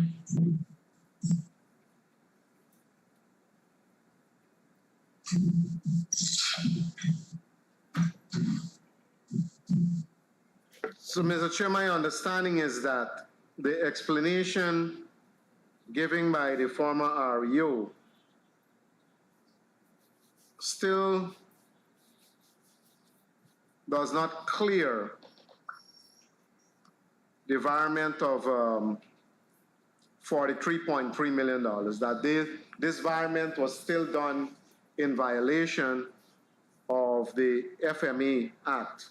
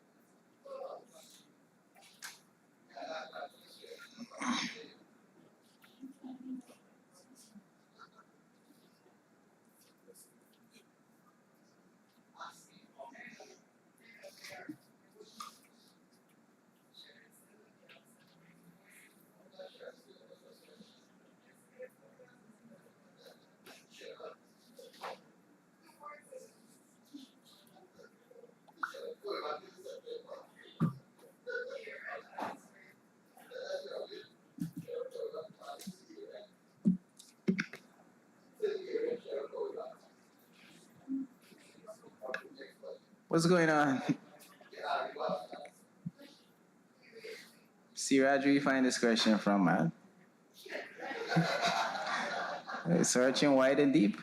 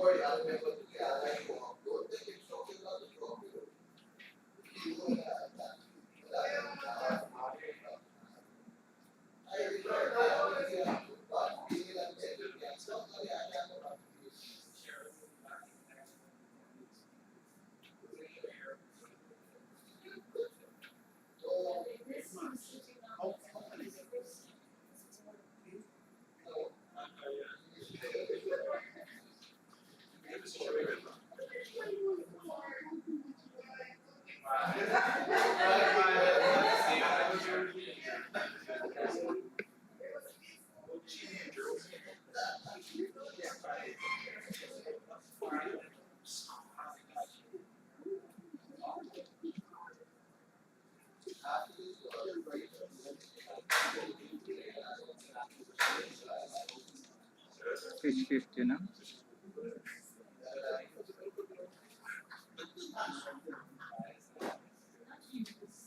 Yeah.